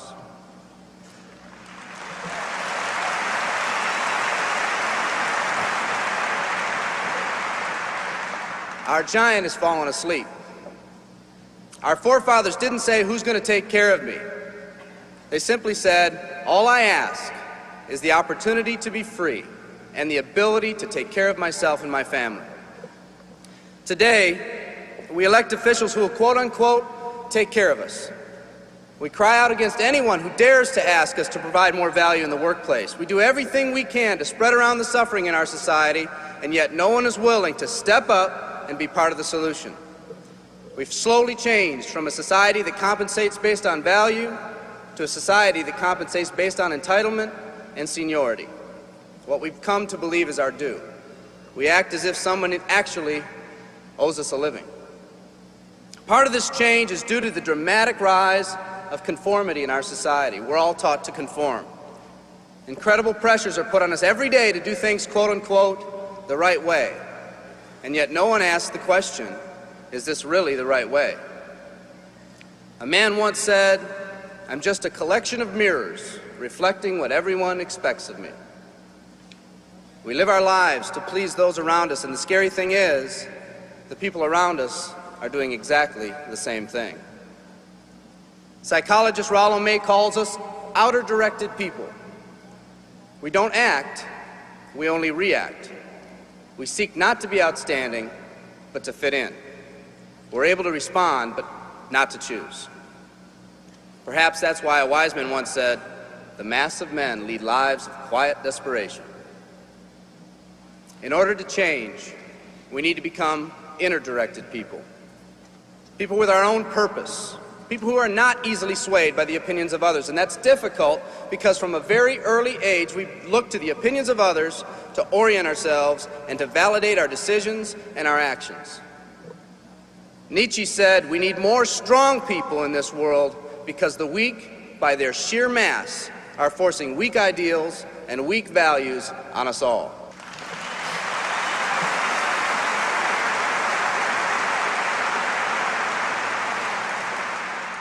Today's massive social and economic changes are waking this slumbering giant. Some people may not be ready right now for the changes happening today in today's society. It doesn't matter if they're ready or not. An old proverb says, if a man wants his dreams to come true, he must first wake up.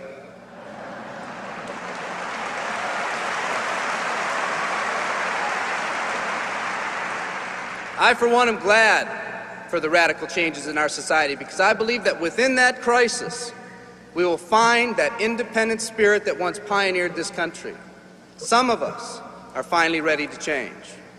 The displacement of our workforce has caused many of us to start searching for something better. Moving products and moving services is our business and our goal, but what we are becoming in the pursuit of that goal is a larger and much more important issue. The rekindling of our independent spirit has more lasting value.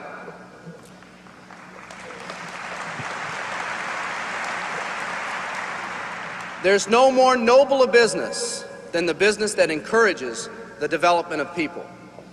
Every living organism has one and only one central need in life: to fulfill its own potentialities. The acorn becomes an oak, the puppy becomes a dog, and that's all that's required of the oak and the dog. But the human being's task in fulfilling his or her nature is much more difficult. The reason is, unlike any other living creature on this planet, you've been given the dignity of choice. You'll not grow like a tree. You'll grow only as you plan and choose to grow. When a person chooses to live, two things happen. First, assuming responsibility for themselves takes on a whole new meaning. They accept responsibility not as something they've been saddled with, but as something they themselves have chosen. The second thing that happens is that discipline from the outside is replaced by self-discipline. They accept discipline not because it's commanded, because they themselves have chosen what they want to do with their lives. Just like when the disenfranchised men and women over 200 years ago got fed up and said, "I'm not going to live like this one more day," there's another revolution coming. It's coming not just from Americans, but from people all over the world.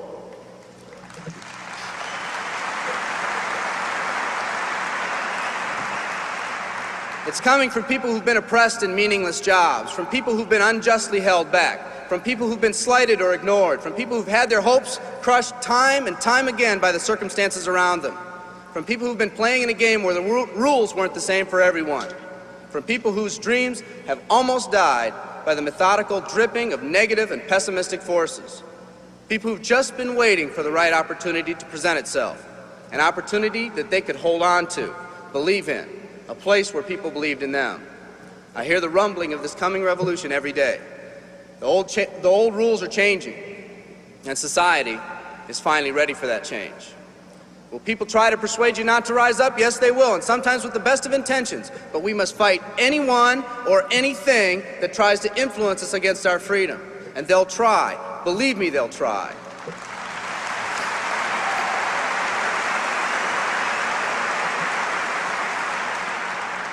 They'll try to suggest you off course, to nudge you off course, to distract you off course. There's another revolution coming, and it's going to be led by a group of unique and courageous people like you.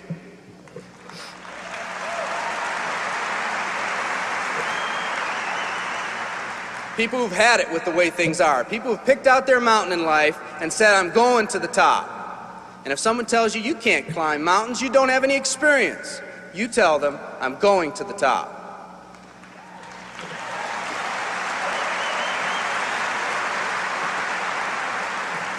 And if your neighbor tells you, "Come on, choose another mountain, that one's too rocky," what are you going to tell them? And if someone tells you, "Let's go over here where it's not so steep," what are you going to tell them? And if someone says network marketing, what are you going to tell them? And if your friend tells you, "Come on, let's climb this one, that one's too slippery," what are you going to tell them? If anyone tells you you can't go up, it's too rocky, too steep, too slippery, you say, listen here, I'm going up. You're either going to see me waving from the top or dead on the side. I'm not coming back.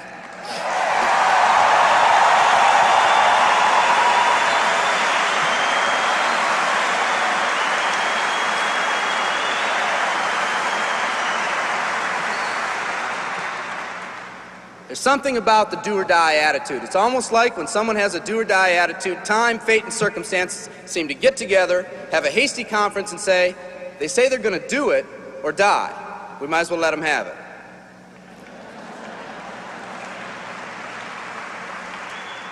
The people in this arena are special. You're special because you've already rekindled that independent spirit. You've already said that you're not going to conform to negative pressures around you. You've all said enough, I've had it, and I'm not living like this anymore. You are the people who want to set big goals and aspirations for yourselves and your families. People who want to live in a country where families are brought together again instead of being torn apart. People who want a country where once again owning your own business and controlling your own destiny is commonplace.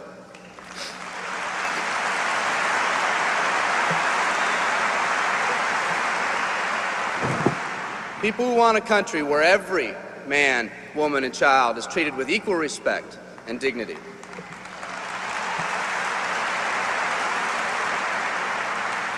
People who will pay any price so their families will not live with the legacy of maxed out credit cards and unfulfilled promises.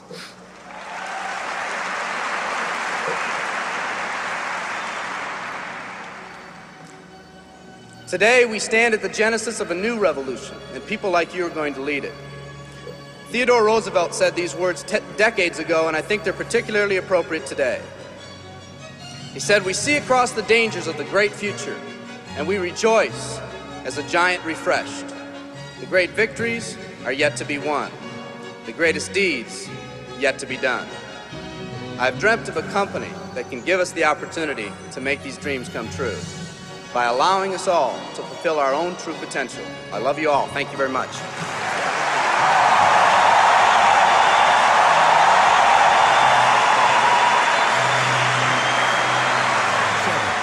Skill number 4, following up with your prospects. In MLM, they say the fortune is in the follow-up. I think that's true, because most people in MLM don't follow up at all, at least not as professionals. You need to understand some important concepts if you're going to master this skill. Concept number 1, follow-up is doing what you said you'd do. If you say you're going to call at a specific time, then do it. The network marketing profession is full of people who get all excited one minute and then go missing in action the next. Run your business through a physical or electronic calendar. Be the person who does what they say they're going to do. People will respect that. I sold real estate the year before I got involved in network marketing. My father and his partner owned the company. One day I was in the office and a gentleman by the name of Chuck Aycock showed up for a 10 a.m. meeting with my dad. It was 9:55 a.m., and my dad wasn't in the office yet. I greeted Chuck and told him I was sure my dad would arrive soon. At 10 a.m. exactly, Chuck got up and said, "It's 10 o'clock. Your dad isn't here. Have him call me if he wants to reschedule the meeting." I couldn't believe it. He came all the way to the office just to leave 30 seconds after the appointment? I told him, "Mr. Aycock, I'm sure he'll be here any minute. There's no need to leave." And then he told me something I never forgot. He said, "Son, you are either early or you are late. He's late, and my time is valuable. Have him give me a call if he'd like to reschedule." And he left. My dad showed up at 10:10 a.m. expecting to meet Chuck. I told him what happened, and he was as stunned as I was. My dad wasn't habitually late or anything. That particular morning, he was just a little casual with his time. He rescheduled the appointment, and I noticed over the years that my dad was always early for his appointments with Mr. Aycock. What's the lesson in this story? For me, the lesson was that people respect a person who does what they say they're going to do. People also respect a person who values their own time. If you say you're going to follow up at a specific time or in a specific way, either do it or reschedule well ahead of your appointment. Concept number 2, the only reason to have an exposure is to set up the next exposure. When I got started, I would conclude every exposure by saying, "What do you think?" No one told me that was one of the worst things to do. It felt like a natural thing to say, but my results were terrible. I asked one of my early mentors for help, and he said, "Eric, the only reason to have an exposure is to set up the next exposure." That blew my mind. I thought the reason to have the exposure was to get the person signed up. He went on to explain that if you finish each exposure by setting up the next one, the prospect will eventually become educated on the opportunity and make an informed decision. The goal in my mind changed from getting the prospect on the first exposure to just keeping the process alive by setting up the next follow-up exposure, then the next, and the next until they made a decision. When I made this small improvement, my results improved dramatically. We talked earlier about how to professionally invite your prospect to take a look at what you have to offer. At the end of that process, we went through several steps to set up the next exposure, meaning your follow-up call. That was your next appointment. When you make that call, you're going to ask them if they reviewed the material. They'll say, "No, I didn't," or they'll say, "Yes, I did." Let's talk about how you'll set up the next exposure in both cases. If they say no, they didn't have a chance to review the material, it's important you don't show your displeasure at their lack of follow-up. It sounds funny, but a lot of people just jump on their prospects with, "I thought you said you'd be able to see it for sure." Obviously, this won't help build that good relationship you're working on. The best way to respond is, "That's okay, I understand sometimes life gets busy. When do you think you could do it for sure, for sure?"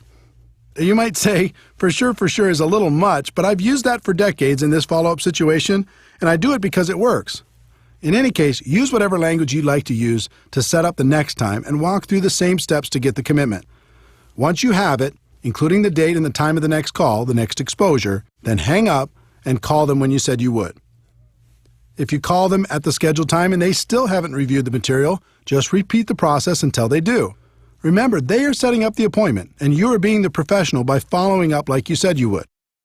If you call the prospect and they say yes, they've reviewed the material, you're going to ask them a few intelligent questions. First, you're not going to ask, "What do you think?" This just invites the critical part of the prospect's mind to come up with objections to try to sound smart. The best follow-up question I've ever used is, "What did you like best?" This question will take you in a very positive direction and will give you clues as to the level of their interest. If they say the product, then your next exposure will probably be product-related. If they say financial freedom, then your next exposure will probably be opportunity-related. Another great question to ask is, on a scale of 1 to 10, with 1 being zero interest and 10 being ready to get started right away, where are you right now? With this question, anything over 1 is good. It says they have some interest. Most of the time you'll get something like a 5 or a 6. No matter what number they give you, all you're going to do is ask them how you can help them get to a higher number. Usually that answer will go along the lines of how they answered, "What did you like best?" If the answer is very positive and the number is fairly high, you can go directly into the closing process. We'll cover that in the next section. If it isn't an obvious green light, then you just schedule the next exposure. They might want to try the product, so you help them do that and set up a follow-up date, a time to call them, and check on the experience, the next exposure.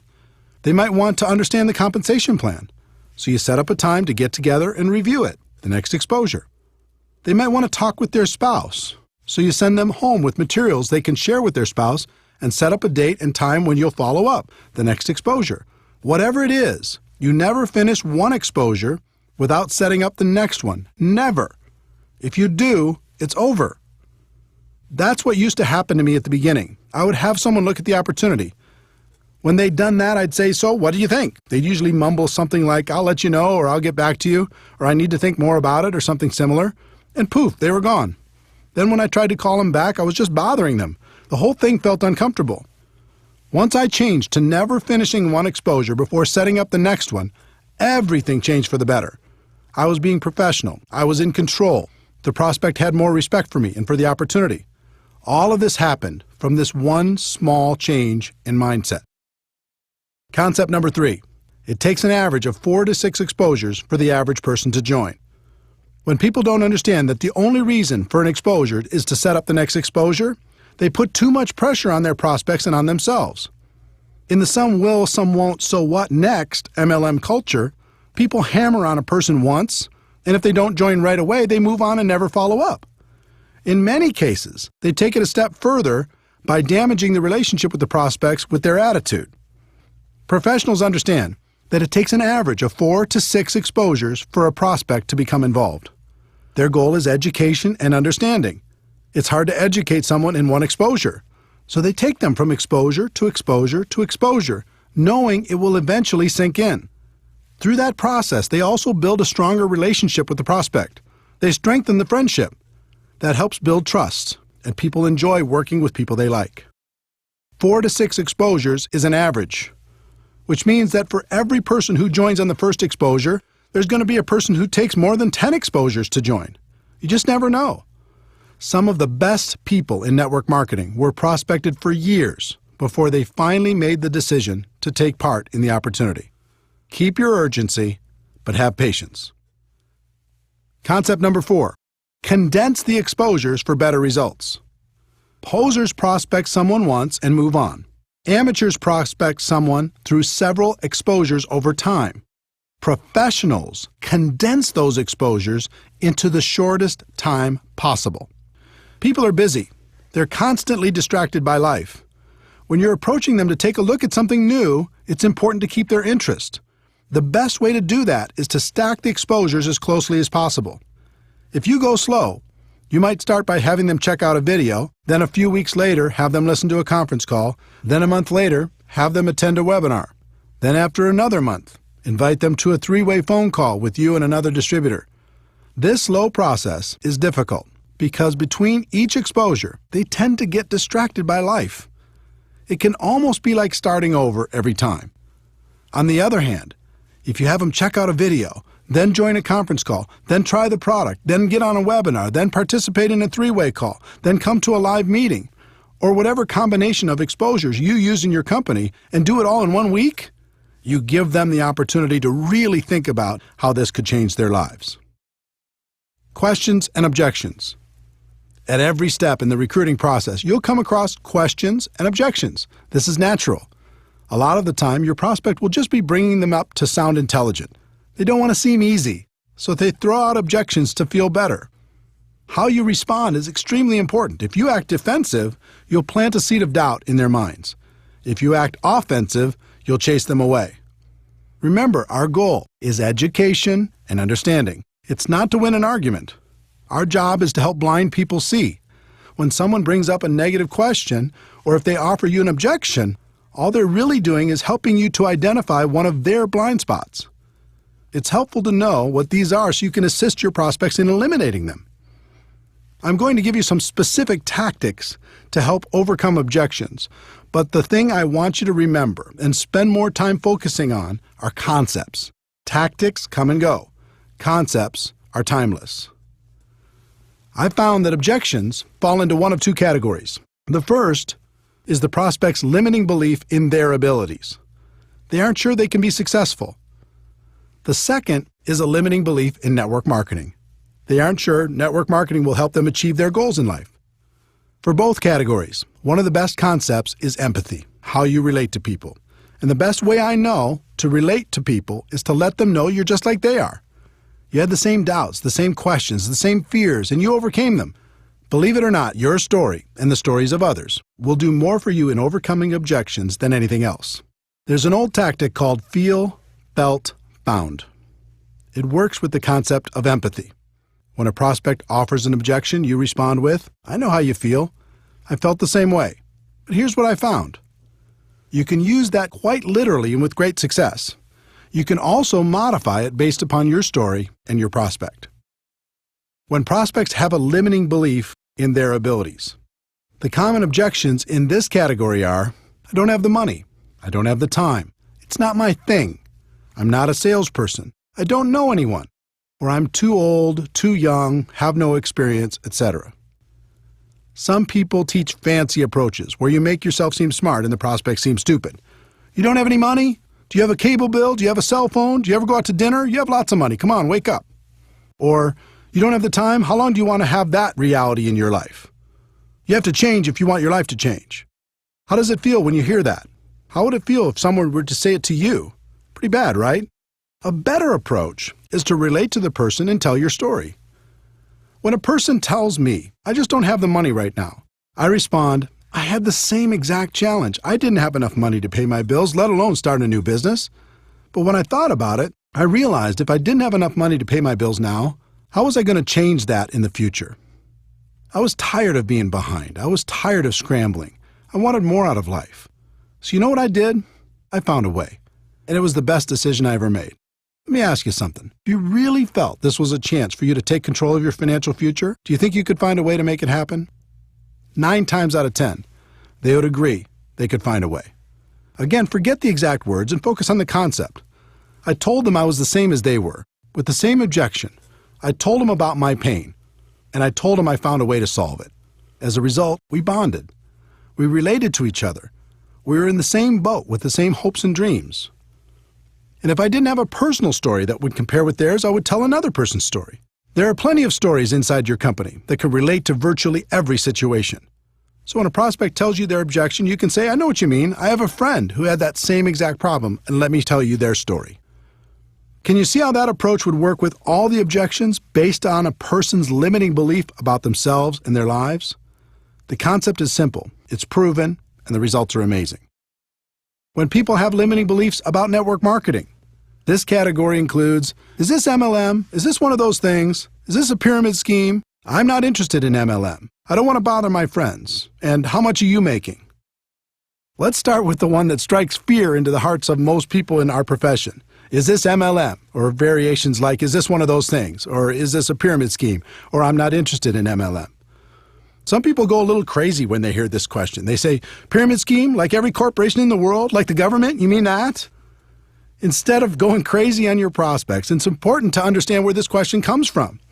My experience has shown me that they usually knew someone who joined with no success, or else they've done it themselves.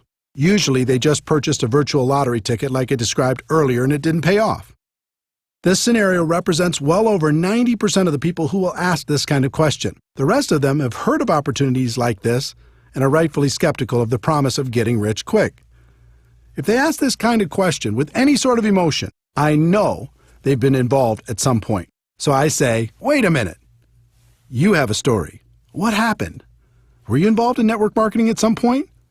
Then just let them tell you their story. It opens them up. It lowers their defenses. And it allows you to ask some questions about their experience. Let me give you a typical example. I'm going through my invitation process when the prospect says, wait a minute, is this MLM? And they say it with emotion. I reply, oh, you have a story.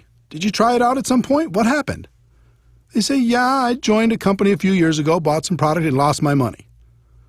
I reply, what do you think was the reason you didn't have success? They say, well, my friend talked me into it. I didn't have a lot of time, and I thought more people would join right away, but they didn't. I guess I just lost interest. I reply, do you think you really gave it a fair shot? They say, no, not really. I reply, do you think network marketing was the problem, or do you think maybe your timing wasn't right? They say it was probably the timing. Do you see the dynamic? I've had thousands of these conversations, and they're all slightly different. But if you ask some questions and are friendly through the process, you have a strong opportunity to help them get rid of their blind spot and take a look at what you have to offer. In addition, you can relate to them by saying you had the same objection initially and telling them how you overcame it. If someone uses the word pyramid with me, I always say, oh no, pyramid schemes are illegal, and I would never be involved with something illegal. For people asking this with emotion attached, I usually respond with, yes, this is network marketing. Do you know anything about it? Again, I'm asking questions and waiting for answers. From those answers, I ask more questions, and through the process, I can achieve my goal of education and understanding. I don't want to bother my friends is slightly different. Again, I relate to them by telling my story or somebody else's story. And then I ask questions like, what makes you think you'd be bothering your friends? If you truly believed in the product, would you let your friends know about it? And if I could show you how we can share this product with others without it feeling or sounding like a sales pitch, would that help you? The last in this category is, how much are you making? If you're making money already, this is a great question. If you're not, your answer depends on how long you've been involved. If you're brand new, you can tell them you're just getting started. If you've been around for a while and not making big money yet, you can tell them you're working part-time and are really excited about your future. You could also say that you're excited about your future with this company because you knew things weren't going to change if you didn't do something to change them. The other way to answer it is to tell your story and then tell stories of people you know who are making good money. You can even suggest setting up a phone conversation with those people so they can feel more comfortable about the opportunity. All of this takes practice, but if you get the concepts down, you'll find it becomes easy. And the other thing that should encourage you is you'll only have this handful of the same objections for the rest of your career. There's nothing new here. What I've listed in this section is about all there is. Remember, our goal is education and understanding. This is a part of the process that makes that goal a reality.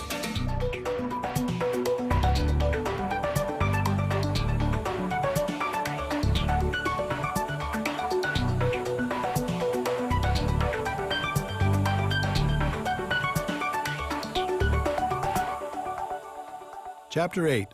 Skill number 5. Helping your prospects become customers or distributors.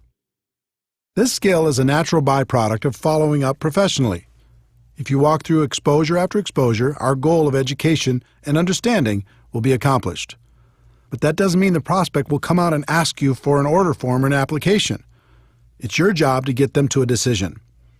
The key to success in this area is a combination of having good posture and asking good questions. Good posture means the way you carry yourself. Your words and actions will help your prospect feel more confident about joining your opportunity, or they'll plant seeds of doubt. In my early years, my posture was terrible.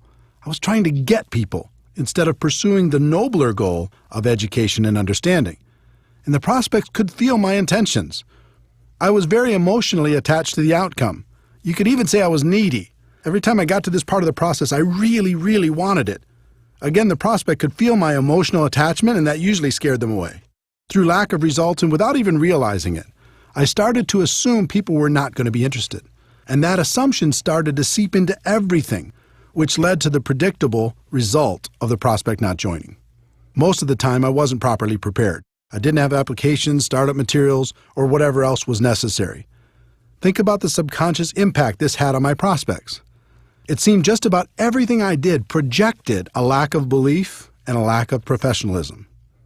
Instead of asking questions and listening intently to the answers, I just talked and talked and talked. I was more focused on being interesting than being interested. Prospects don't like that. No one does. So again, I followed the pattern of modeling the professionals. I watched what the best closers did and began to copy them. I interviewed the top performers to figure out what they did differently, and slowly, I started to see the flaws in my own approach. First, I learned that professionals are emotionally detached from the outcome.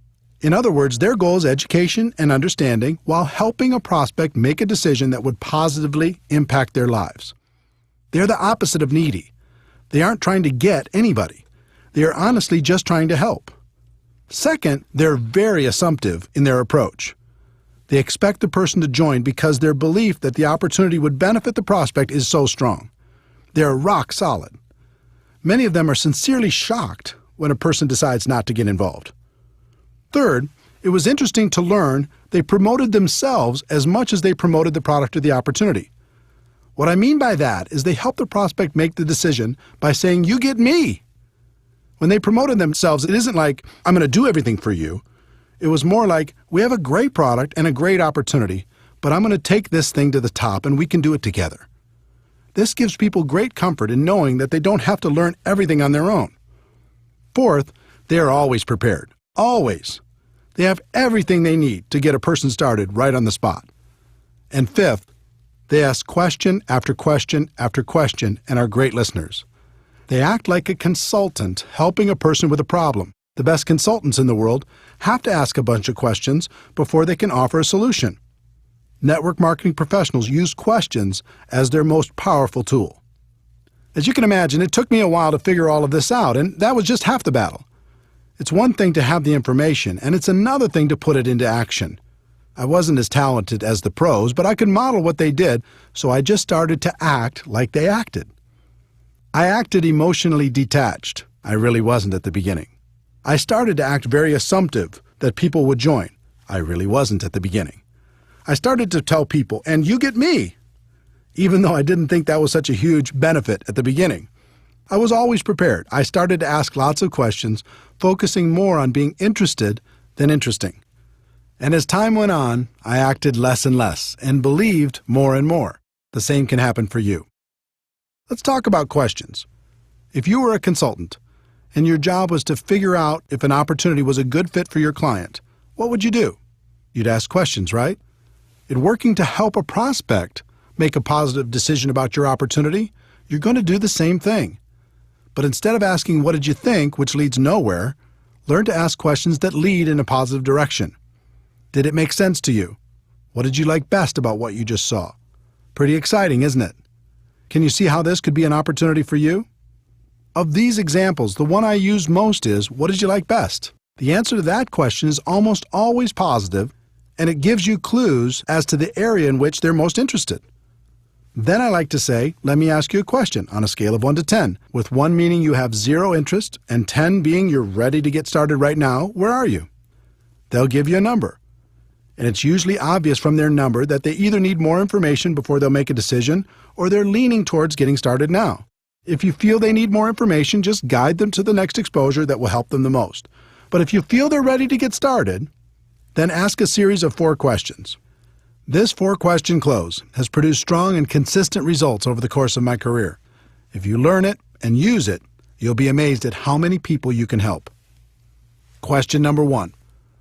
Based upon what you've just seen, if you were to get started with this company on a part-time basis, approximately how much would you need to earn per month in order to make this worth your time? Instead of asking this question, most distributors say things like, "How'd you like to make $10,000 a month?" Don't do that. Instead of prescribing what you think they want, just ask them what it would take to make it worth their time and wait for their answer. Question number 2. Approximately how many hours could you commit each week to develop that kind of income? Now they have to go inside their head and check their mental calendar to see how much time they would invest to get that kind of money. Question number 3. How many months would you work those kind of hours in order to develop that kind of income? This question makes them think about their level of commitment if they want the income from question number 1. Question number 4. If I could show you how to develop an income of, their answer to question number 1, per month, working, their answer to question number 2, hours a week over the course of, their answer to question number 3, months, would you be ready to get started? Most of the time, you'll get a positive answer to this question. And when people say, "Sure, show me how," you can pull out your compensation plan and sketch out a reasonable game plan to achieve their goals. There are rare occasions when people will give you unrealistic numbers. They might say they want $10,000 a month working 2 hours a week for 1 month. Doesn't happen often, but it does happen. If you face that situation, you act as a consultant and say, "I'm sorry, but your expectations are way too high. You can get to $10,000 a month, but it'll take more hours and more months than you're willing to commit. If you're willing to change those expectations, we can talk." If you don't get a positive answer to the 4 questions, that's okay. That means the prospect will need to have more exposures before they're ready. Schedule the next one and repeat this process when you're done. This skill will take practice, but it's a skill that will serve you for the rest of your career. If you're tired of having too many people thinking about it and not enough taking action, this will help. Chapter 9. Skill number 6. Helping your new distributor get started right. In network marketing, people invest enormous effort, time, and money into getting people signed up, and then squander that investment by leaving their new distributors to figure everything out for themselves. Professionals don't do that. They set proper expectations, they help get some quick results, and then continue to guide the new distributor through the many phases of our profession. I was lucky enough to have an early mentor, Michael Nelson, who is very skilled at guiding new distributors. Michael wasn't in my upline, but he was clearly the leader in my city. In addition, he had a lot of experience in our profession. So I listened to what he said, I watched what he did, and I asked him tons of questions. Back in those days, he had a small office close to my home, and I was always hanging around trying to learn something. Michael was a very successful recruiter. He was always bringing on new people. And for the most part, Michael's people did well in the business. That wasn't happening for me. The few people I recruited did nothing. As I watched Michael, I noticed that every time he signed up a new distributor, he scheduled what he called a game plan interview. I decided to model what he did. So the next time he met with a new distributor, I sat behind them, close enough to take notes on their conversation. I did this several times and was surprised to learn he went through the same exact interview every time. I thought if I could learn that interview process, then I'd have a chance at his results. Game plan interview, part 1. He validated their decision to become a distributor. He said things like, "Congratulations on making the decision. I'm proud of you for taking charge of your life. From now on, things are going to be different for you and your family." It always took less than 5 minutes, but by the end of their discussion, any doubt they may have had about becoming a distributor was gone. They felt great. Game plan interview, part 2. He set their expectations. He knew most people came into our business with unrealistic expectations, so he always said the same 3 things. If you succeed in this business, it's going to be you who creates that success, not me. And if you fail in this business, it's going to be you who creates that failure, not me. You're going to be the difference between success and failure. I'm here to guide you every step of the way, but I can't do it for you. I'm here to work with you, but not for you. Wow, this was a radical concept and so different from the conversations I had when I got a person started. I said things like, "I get paid from what you produce, so essentially I work for you." Well, what kind of expectation do you think that set in the new distributor's mind? I'd also say, "We are going to build a business together," when that wasn't really true. They needed to build a business. I could be a resource, but I couldn't do it for them. The next thing he said was, "My job is to help you become independent from me as quickly as possible. Do you agree that that's a good goal?" Again, this was radical, but it made sense. Up to that point, I had a group that was extremely dependent on me. They only did something when I pushed. But Michael had a group that produced on their own without his constant help. He had duplication and freedom. I didn't. This set the relationship up, so Michael would be the teacher for his group and not the slave. He could show them the skills, and then they could independently build from that point forward. The third thing he said was, "There will certainly be ups and downs as you build your business. There'll be good times and bad times. I'll know when you're in one of the bad times, when you aren't calling me, you aren't showing up for meetings, you aren't on the calls, if I start hearing excuses, that sort of thing. When that happens with you, and it happens with everyone, how do you want me to handle that? Do you want me to leave you alone? Or do you want me to be persistent and remind you why you made this decision in the first place?" This was brilliant, because it's true that everyone will have times of self-doubt. He let them know it was natural, and at the same time, set up the relationship so he was in a position to turn them around when it happened. What Michael accomplished with these 3 concepts was so different from promising the world like I was doing, that it was night and day. With my approach, the distributor would sit back and wait for me to perform. And if I was ever too busy or couldn't help for some reason, I became the easy excuse for why things weren't working out. With Michael's approach, his people became independent quickly. He would coach them from time to time, but he wouldn't allow his group to use him as an excuse for their lack of results. While my distributors struggled, his flourished. Game plan interview, part 3. Michael went through a getting started checklist to help the new person have the best chance for success. The exact plan would be different for every company, but the concept was to do everything possible to get quick results. Here are some examples of what you could include in your getting started checklist. 1. Make sure your new distributor is set up with appropriate products. Just about every company has products that can be personally used by the distributor, so make sure your new person is doing that. Depending on your company, this may include a monthly commitment. It's very important that people develop an emotional attachment to the products, and that can only happen if they are using them and enjoying the benefits. In addition, many companies have products that can be sampled or used in demonstrations. In that case, new distributors should have an appropriate supply so they're properly prepared. 2. Make sure your new distributor is set up with appropriate tools. We've talked about the importance of third-party tools in building a large and successful network marketing business. Your new distributor needs to be prepared to help their prospects with the tools that will professionally take them through the exposure process. 3. Make sure your new distributor gets connected. Show them how to find things on the company website, where the upcoming events are being held, when the leadership calls or webinars are being conducted, etc. Remember, our goal is to help them become independent as quickly as possible. This is an important step in making that goal a reality. 4. Make sure your new distributor has a basic understanding of the compensation plan.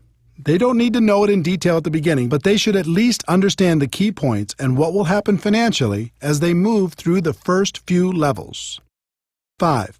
Make sure your new distributor has a fundamental understanding of how to properly invite their prospects to understand more about what they have to offer. You can save them from running out there and talking their heads off with little or no results by giving them a brief overview of how and why a professional invitation process works. Game Plan Interview, Part 4.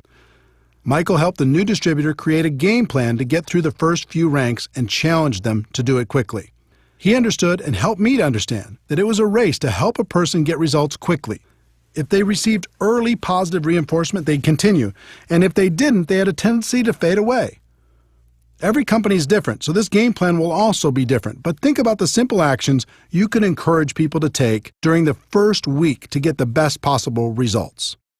How can they get their first customer? How can they get their first distributor? Can you encourage them to attend their first company event? What steps can you take to help them earn their first commission check? Success in network marketing wasn't real for me until I earned that first check.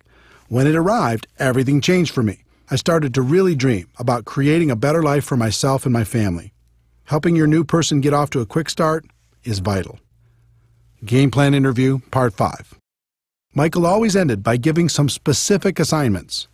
One thing I've learned is new distributors crave direction, and they respond incredibly well to simple assignments. Michael always ended by giving those assignments along with a deadline for them to be completed. He told his new distributor to get back to him by a specific date. It's just like the exposure prospecting process. You go from exposure to exposure, but it doesn't end until they become distributors. The professionals continue to go from exposure to exposure, assignment to assignment. The purpose of all this is to help the new distributor get over the line. When someone gets started, there's always a line between success and failure. On one side of the line, it's easier to quit than continue. On the other side of the line, it's easier to continue than to quit. What can help a person get over the line? Signing up their first customer, signing up their first distributor, getting their first commission check, attending a big company event, making friends inside the organization, proclaiming their intentions to the world, getting promoted to a new level, being recognized for some sort of achievement. There are hundreds of other things that can contribute to a person getting over the line.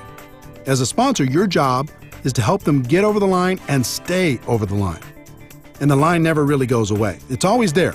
And you as a leader need to be constantly aware of where your people are emotionally. This way you can continue to encourage them to never let go of their dreams.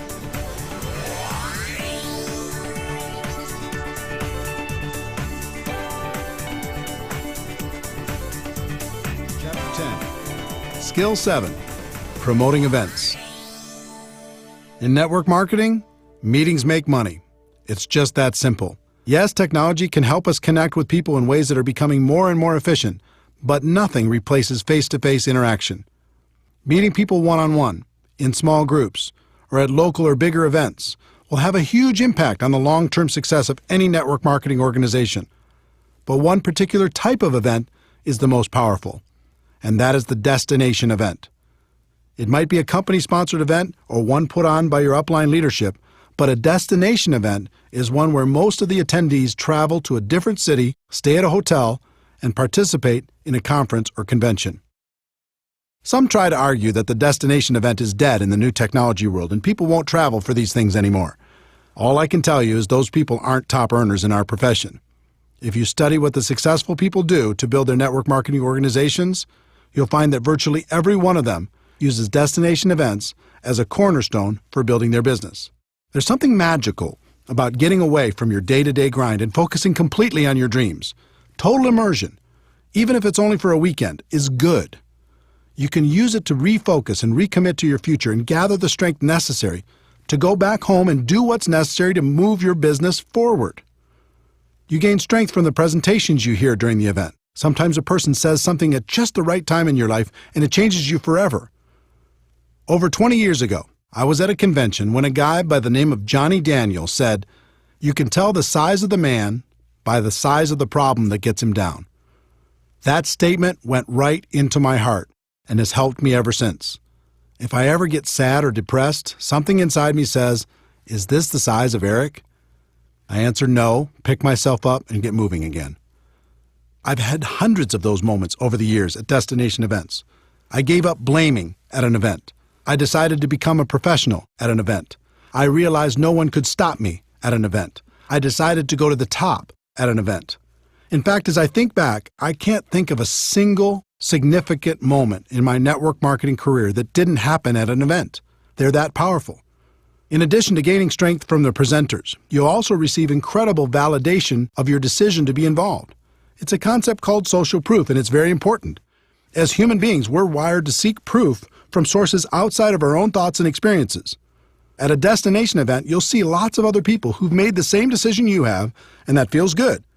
Also, you'll see how some of them have overcome their fears and gone to the highest levels in your company. You start to think, if they can do it, maybe I can do it too. There's also some positive peer pressure involved. Most destination events include recognition programs: who won the contest, moved to the next rank, earned the top income, or spoke from the stage. When I went to my first event and I saw all the people walking across that stage, I had one thought: the next time, I'll be walking across that stage. It was inspiring that so many people had accomplished what I hadn't done yet. It made me think I could do it, and it made me work on a plan to make it happen. In addition to being inspired, I also didn't want to show up at the next event without some improvement in my business. That positive peer pressure helped me face my fears and make it happen. Overall, the sense of community at a destination event is comforting. We all live in a world filled with ignorant people when it comes to network marketing. That can be discouraging at times. But when we go to a big event, suddenly we're surrounded by people who think like we think. They have similar beliefs, hopes, dreams, aspirations, and positive attitudes. Spending time with this amazing group of people can literally fill us back up again, so we have strength for the next push. Once you understand how important destination events are to the success of your business, you need to learn how to effectively promote them to your organization. It's really simple. The more people from your group attend events, the more money you're going to make in our profession. Top leaders know exactly how many people are attending, and they make sure to grow that number at every new event. Think about it. Take two distributors who each have a group of 100 people. Distributor A makes it a priority and gets everyone to attend every major destination event. Distributor B doesn't make it a priority, so only a handful attend. Which group is going to be more successful? It's not even a contest. The first step in developing a culture that promotes attendance at destination events is to personally be more committed than anyone else to attending and helping others make the same decision. That means you need to lead by example and never miss a destination event. When I first started in this profession, I didn't know how I was going to do it. I didn't have the money, and I couldn't afford the time. I had the same obstacles as everyone else. But something happened to me at my first event that changed everything. I scraped up enough money to get there, and it was a mind-blowing experience. The stage, the lights, the people, the stories, it was awesome. During one of the sessions, I stepped out to go to the bathroom, and when I came back to the entrance to the big convention hall, I found myself standing next to one of the top income earners in the whole company. It was like standing next to a celebrity. He had achieved what I wanted to achieve, and more. I stood there trying to think of something smart to say, and finally, I simply introduced myself and asked, "What's the secret?" Now, today I know there isn't a secret, and he could have said the same thing to me, but instead, he had a little compassion and gave me an important lesson that serves me to this day. He said, "Eric, do you see this room? It holds about 2,000 people. We have these events about 3 times a year. Here's the secret. At the next event, half of these people won't come back, but the other half that does will be making about twice the average of everyone else in the room. Your job is to be in the 1,000 people who come back, and it doesn't stop there. At the next event, half of those 1,000 won't come back, but the 500 who do will be making 4 times the amount of the average in the room. This continues from event to event. If you continue to come back, you'll end up being among the highest paid people in the room, and eventually, you'll even find yourself presenting on stage." I said, "That's it?" And he replied, "Eric, obviously you're going to have to continue to work on your skills in between events, but my experience has shown me that if you outlast people at our big events, you'll make it to the top." This was pretty simple for me to understand. I thanked him and made a resolution on the spot to never miss a big company event. It wasn't easy. Sometimes the event tickets alone were a problem. I made it a priority and found a way to buy them. Sometimes childcare was an issue. I relentlessly searched for babysitters until we found someone we could trust. Sometimes I struggled with how to get to the event. Instead of taking a nice, comfortable direct flight, sometimes I had to book one with 2 or 3 connections. Instead of flying, sometimes I had to drive, even piling into one vehicle with a group of people to get there. There were even times when I reserved a bus and recruited people in my area to share the ride. The point is, I made it a priority and I made it to the event, no matter what. As for accommodations, today I stay in a suite, but it wasn't always that way. At the beginning, I often shared a room with as many people as possible. Instead of room service, we'd go to the local grocery store and get food for inexpensive meals. And the minibar was strictly off limits. Bottom line, the advice I received all those years ago worked. Because I was ambitious and hungry, I figured out a way to outlast the people who were less committed. And just like that top income earner had told me, my income continued to grow with each event. On top of that, another strange thing happened. I started to feel different than everyone else. I started to feel like an Iron Man. I started to be proud of the fact that I was still standing when other people lost faith. So if you're more committed than anyone else to attending the destination events, that all-important commitment will serve you very well. Once you're fully committed, the next step is to grow the number of people on your team that attend with you. Most people announce the next big event to their group, sit back, and hope people register. Professionals understand there's a big difference between an announcer and being a promoter. Promoters make the event a priority in their group. They are relentless with their message. They tell stories that inspire people to action. They take nothing for granted and don't rest until people have registered. They paint a picture in people's minds about how great the event will be and the benefits of attending. One thing I learned long ago was to never buy someone's excuse, at least at the beginning. I can't tell you how many people started off by telling me the reasons they couldn't attend the next destination event, only to find out that their reason was just an excuse and wasn't really true. The problem with amateurs is they buy that first story, and that's the end of it. Person says, I can't get off work, or I can't afford it, or I can't arrange childcare, or who's going to watch my dog, or there's a birthday party that weekend. And the amateur says, oh well, it is what it is. I hope you can make it to the next one. The professional has a completely different mindset. When they hear an objection, they don't buy that story because they know it's probably not real, or at least not real enough. Instead, they work with that person to help them understand the meaning and importance of attending the event. Then they brainstorm with them to figure out a way to overcome their initial problem. I can't tell you how many people I've talked to who had already decided they were not going to attend the next event, and within 5 minutes, they changed their mind and registered. The lesson here is to tell your story, don't buy theirs. Think of this skill as if you're a publicly traded company and your stock value is tied directly to how many people you have at each destination event. If that were the case, you'd make it a priority to always have a bigger number at the next event, wouldn't you? You might start with just you at the first event, but then the goal needs to be to bring someone with you to the next one and to grow that number at the next and the next and the next. There's no such thing as a silver bullet in network marketing, but this skill is as close as it gets.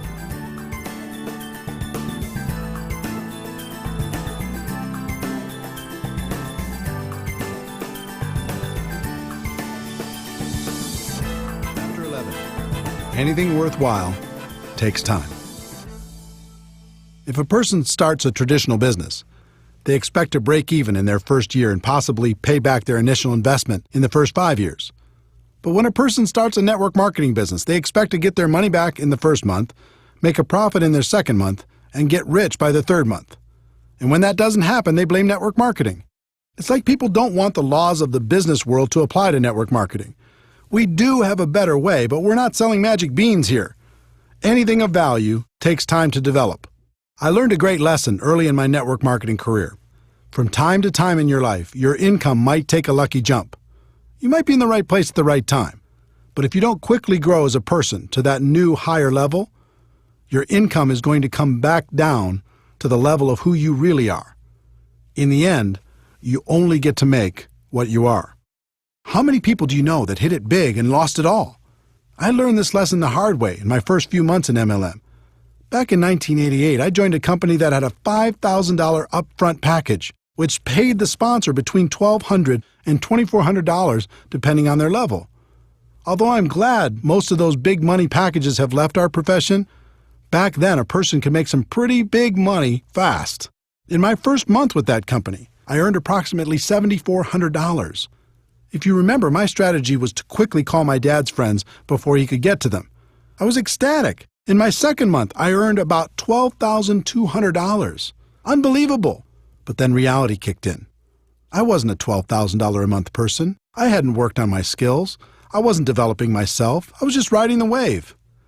My third month's check was $1,098.60. Looking at that check was like looking at myself in the mirror. It showed me who I was. It was an ugly feeling.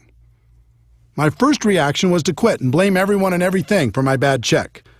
But eventually I realized that to earn more, I needed to become more. I needed to work on my skills, so I didn't have to rely on luck or timing or positioning. You might have heard, you can get rich quick, or there's no work involved, or the product sells itself, or any number of trumped-up statements. But you must learn to give up those false and unrealistic expectations and go to work on you.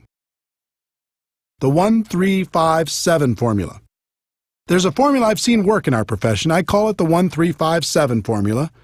As a general rule, it will take you about 1 year to become competent and profitable in network marketing. You'll know the basics, you'll cover expenses, and you'll be learning. It'll take about 3 years of consistent part-time effort in order to go full-time. It'll take about 5 years of consistent effort to become a six-figure earner or above. And it will take about 7 years of consistent effort to become an expert. Now, that doesn't mean you can't make more than that in the short term. Many people do. It just means if you want to keep making that kind of money, you need to eventually become an expert. When you think about it, 7 years isn't so bad, especially when a good portion of it is part-time. You're going to be 7 years older anyway. You might as well become an expert over that period of time instead of just going through the motions. How to learn. Once you make the commitment to focus on your skills, the next thing you need to do is figure out the best way to learn. One of the best things that ever happened to me was realizing there are no bad experiences and no good experiences, only learning experiences. This was a major breakthrough. In other words, let go of the outcome and focus on what you can learn from every experience. This took so much pressure off me. Instead of always looking for great experiences, I started focusing on how many experiences I could have, because the more I had, the more I could learn. Another attribute of a top earner in MLM is they are what I like to call an active student. As a professional, they're always learning, always growing, always trying to get better. Lou Holtz said it best. In this world, you're either growing or you're dying, so get in motion and grow. I think that's true. Never stop learning. Model successful behavior. Try to avoid reinventing the wheel when you get involved in this profession. The hard work has already been done. No matter what company you're in, it's easy to find someone who's very successful. Doesn't matter if it's getting customers, finding prospects, inviting, presenting, following up, closing, getting people started, building for events, or any other skill. There are people in your company right now who have them mastered. And unlike other professions, the successful people in your company are eager to share their secrets. All you need to do is model their behavior, and you can begin to enjoy their results. Study. Audio programs got me started. Back in 1988, someone gave me a bootleg copy of a talk Jim Rohn gave to the Shaklee Company. It was called The Seed and the Sower, and it rocked my world. I bet I listened to that audio cassette in my car 500 times. From there, I did some homework on Jim Rohn and purchased his Challenge to Succeed audio program. Jim Rohn gave me hope, but more than that, he gave me direction in my continual personal development. That audio program launched my personal development journey. Through the years, I continued with dozens of different audio programs, all incredibly helpful in keeping my mind right. There's something magical about audio. It whispers in your ear, reminding you of your dreams, of your potential, and how to get there. In addition, it's repetitive. You probably won't read a book over and over, but you'll listen to an audio program over and over, especially if it's entertaining. And it seems like each time it's different, and it is because you're different. Jim Rohn also taught me to be a reader. No matter what you're trying to learn, there's someone who's devoted their entire life to the subject and is offering it to you for pennies. Take them up on that offer. In our electronics-focused, attention-deficit society, fewer people seem to read books. That's not true for leaders. Ask the top-earning distributors if they're readers. More importantly, ask them what they're reading. I wasn't much of a reader before I became a network marketing professional, but since 1988, I've read an average of about 4 books a month. Those books have shaped my life and my career for the better. Commit to just 10 pages a day, and you can read a 300-page book in a month. That's a great start. Video. Video is another source of great learning. Sometimes I like to watch training programs instead of just listening. It's part of the reason I decided to use video as my main focus at networkmarketingpro.com. I found if I created a short video with interesting information every day, people received tremendous value. If you'd like to check out hundreds of free videos, you can go to networkmarketingpro.com. It's free. Online. The internet has changed the way we learn and gather information. You can take advantage of online tutorials, watch online videos, attend online webinars, or even watch events live with streaming technology. Events. The best way I know to really internalize life-changing information is to attend live events. As I've already told you, most of my defining moments have come from events. On one side, there's always good information for a person who's listening. On the other side, when you eliminate all of the other distractions in life and just focus, like you do at an event, you have a chance to really hear. Both sides are good. Be careful of distractions. With all of the choices available to you in terms of studying your craft, now more than ever, you must be careful about what you allow into your mind. People everywhere will try to distract you with their latest and greatest breakthrough, and it can be very tempting to jump at all those opportunities. You should be focused on a very narrow range of skills: finding prospects, inviting, presenting, following up, closing, getting people started right, and promoting events. Make sure you master those skills before adding anything else to your to-do list. Take action. Almost all of the learning in MLM is in the doing. If you want to learn how to talk to people on the phone, then talk to more people on the phone. If you want to learn how to do a home presentation, then do more home presentations. You'll certainly figure it out. That doesn't mean you shouldn't continue to seek knowledge on the skill sets for success in MLM, but it does mean you shouldn't wait for complete knowledge before taking action. Part of the reason people avoid taking action is they're afraid they'll be embarrassed. If you want to be successful in network marketing, you must learn to set that fear aside. Here's why. It's very difficult to look good and get better at the same time. Instead of being afraid of how you look as you're learning and growing, be afraid of not taking action and living a life at a fraction of your potential. Let me give you a concept that has served me for over 20 years in the area of developing my skills. Back in the early 1990s, a friend and I were searching for a great network marketing product. We traveled the country and met with many interesting people. Our journey led us to an organization in Michigan called the HighScope Educational Research Foundation. They had a progressive and proven way to teach children how to learn more effectively. HighScope has many components, but the one that struck me then is the one I've used to this day, called Plan, Do, Review. Here's how the company explains the process. In the Plan, Do, Review process, children make plans, carry them out, and reflect on what they have done. In doing so, children learn to take initiative, solve problems, work with others, and accomplish their goals. Their play becomes more purposeful and focused. By making Plan, Do, Review a successful and integral part of your classroom's daily routine, you'll learn how you can promote learning and build on children's interests and intrinsic motivation. When I heard what they were saying on how to use it as a teaching tool for children, the only thing that was rolling around in my mind was how I could use it for myself and the people in my organization. While things didn't work out for turning the HighScope product into a network marketing product, I'll be forever grateful to their organization for helping me and hundreds of thousands of people all over the world to use this concept to build a better business. Here's how I've used and taught the concept for over 20 years now. Choose a skill you want to develop. 1. Make a plan. 2. Do your plan. 3. Review your results to see how you could do better next time. Most people don't make a plan. They just charge out there and do. Even more people never review their results to see how they could improve. Do you see how this connects with no good experiences and no bad experiences, only learning experiences? 1. Make a plan. 2. Do your plan. 3. Review your results, good or bad, to see how you could do better next time. 4. Make a better plan. 5. Do that better plan. 6. Review those results, good or bad, to see how you could do better next time. 7. Never stop applying Plan, Do, Review, and you'll eventually become an expert through trial and error. This little secret to learning in MLM is one of the most powerful I've shared. It's become part of my DNA. I hope the same happens for you. Teaching. Would it surprise you to know that teaching is one of the best ways to learn? It's true. If you want to really master something, teach it to others.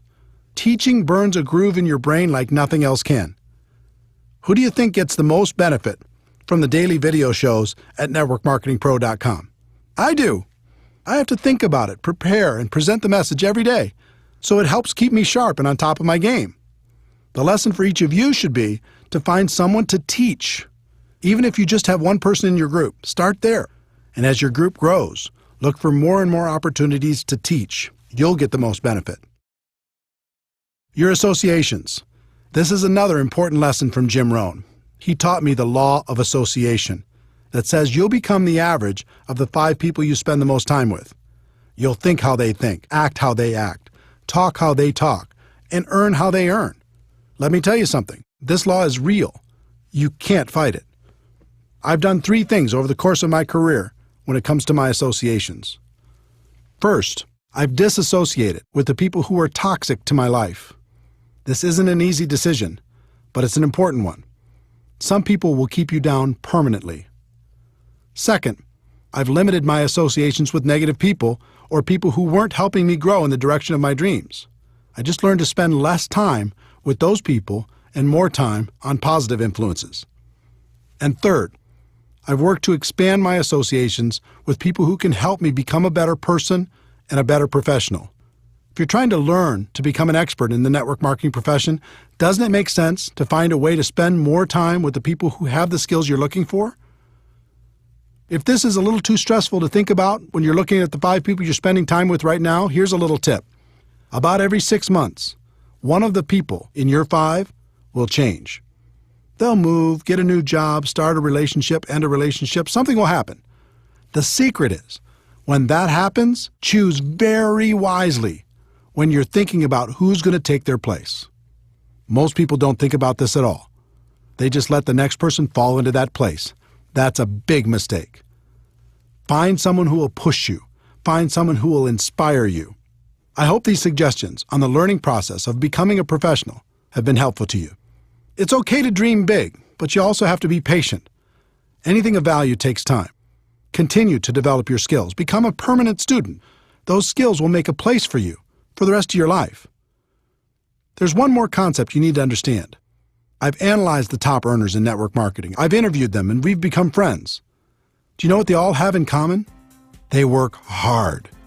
Don't get me wrong, they have a great lifestyle, and they love what they do, but they work their butts off. If you want big success in MLM, you're going to have to do the same.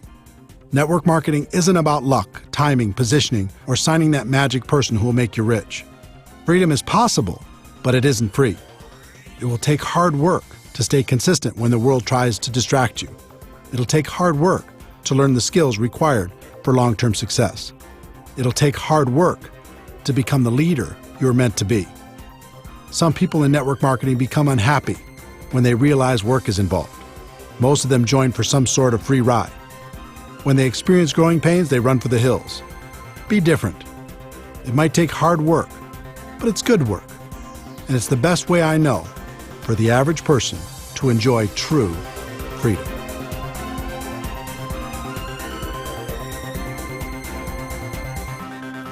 Chapter 12. It's all worth it. Network marketing can be challenging. It's an emotional experience. The ups and downs can be dramatic. But in the end, for so many reasons, it's all worth it. The career you'll create. If you decide to become a network marketing professional, you'll not only create an income for yourself, but you'll create a career. I think about this a lot. Consider the skills required to be a doctor, a lawyer, a big company CEO, or even a world-class musician. You're talking about a high level of skill and a fairly high level of income. Now consider the skills necessary to become a network marketing professional. They're tiny in comparison, and yet many network marketing professionals enjoy a higher level of income and most certainly a higher degree of freedom. If you look at any career, there's a barrier of entry, how hard it is to get in, and a long-term benefit, what you get if you do get in.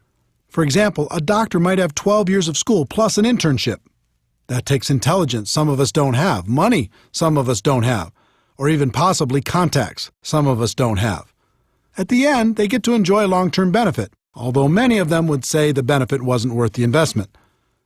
There's always a ratio between the barrier of entry and the long-term benefit.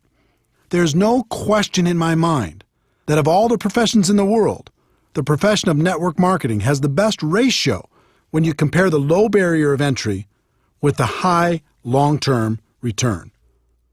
One of the best decisions in my life was making a career out of network marketing instead of just messing around. Becoming a professional made all the difference, and now it's great fun to spend a good portion of my time helping other people do the same thing. The freedom you'll enjoy. Freedom is an interesting word. When it comes to work, I think we understand the concept, but not the entire meaning. For me, freedom means having choices. It means living the life I want to live instead of the life other people want me to live. Do you remember the imagination you had as a child? Imagine your life without limits. You wake up when you're done sleeping. You're doing work that is fulfilling and makes you happy.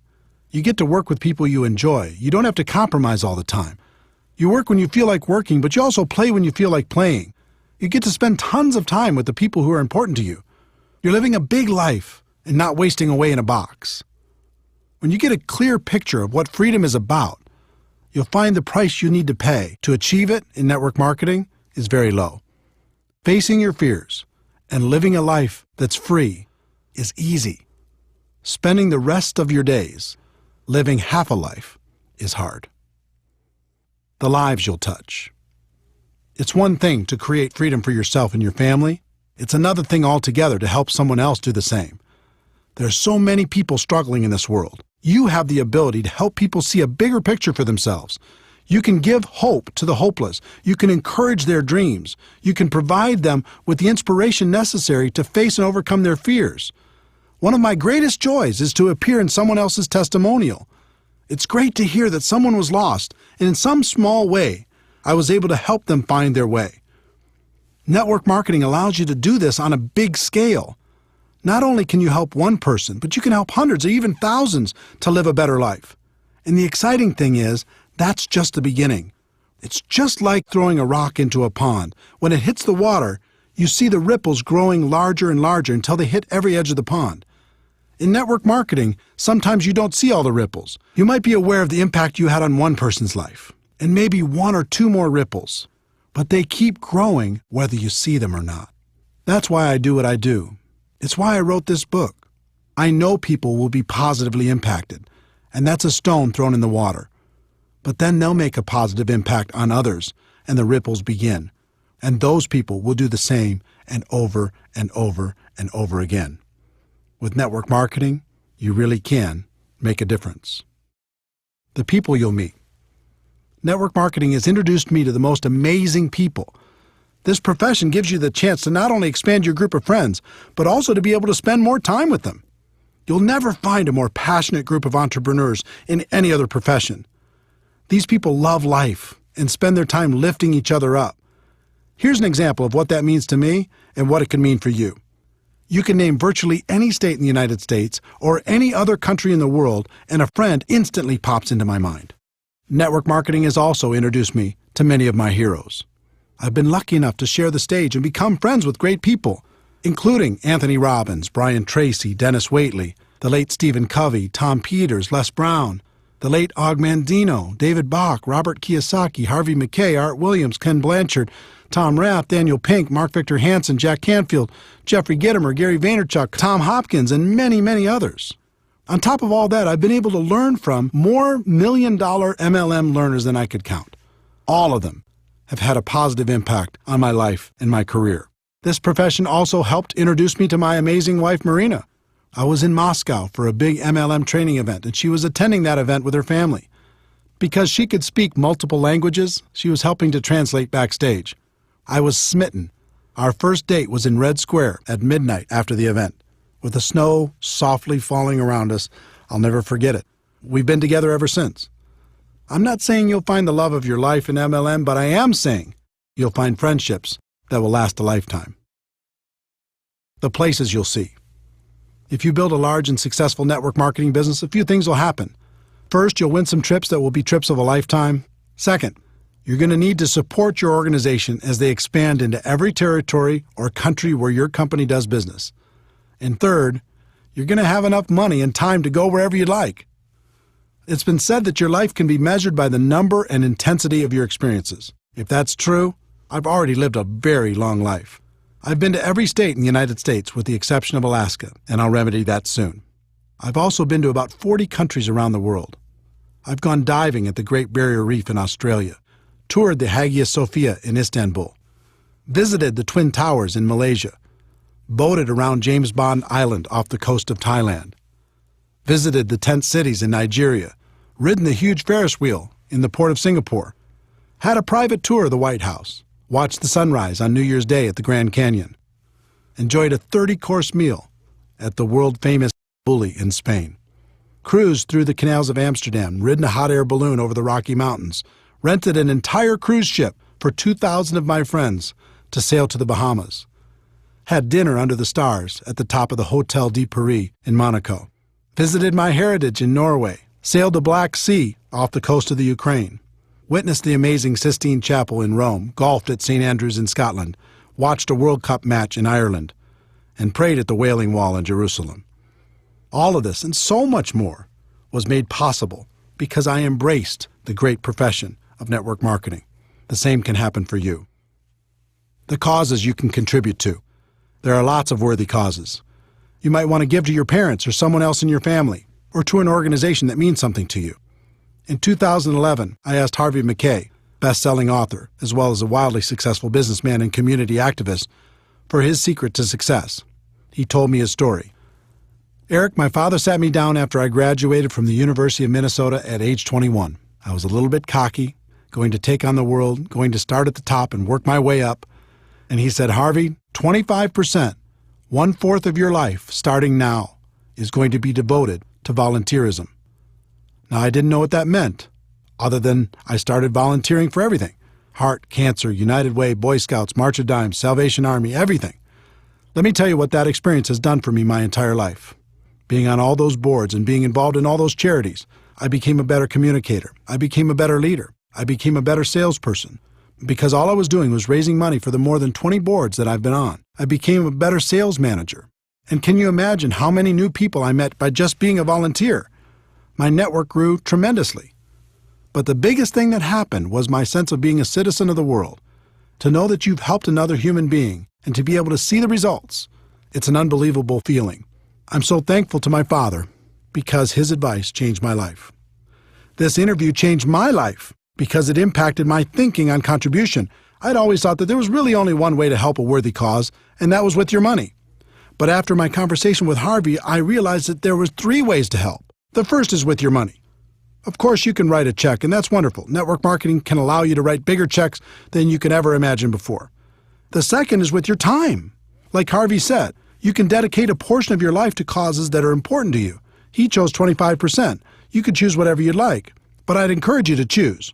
And by time, I don't mean just volunteering a few hours here and there at the shelter or something.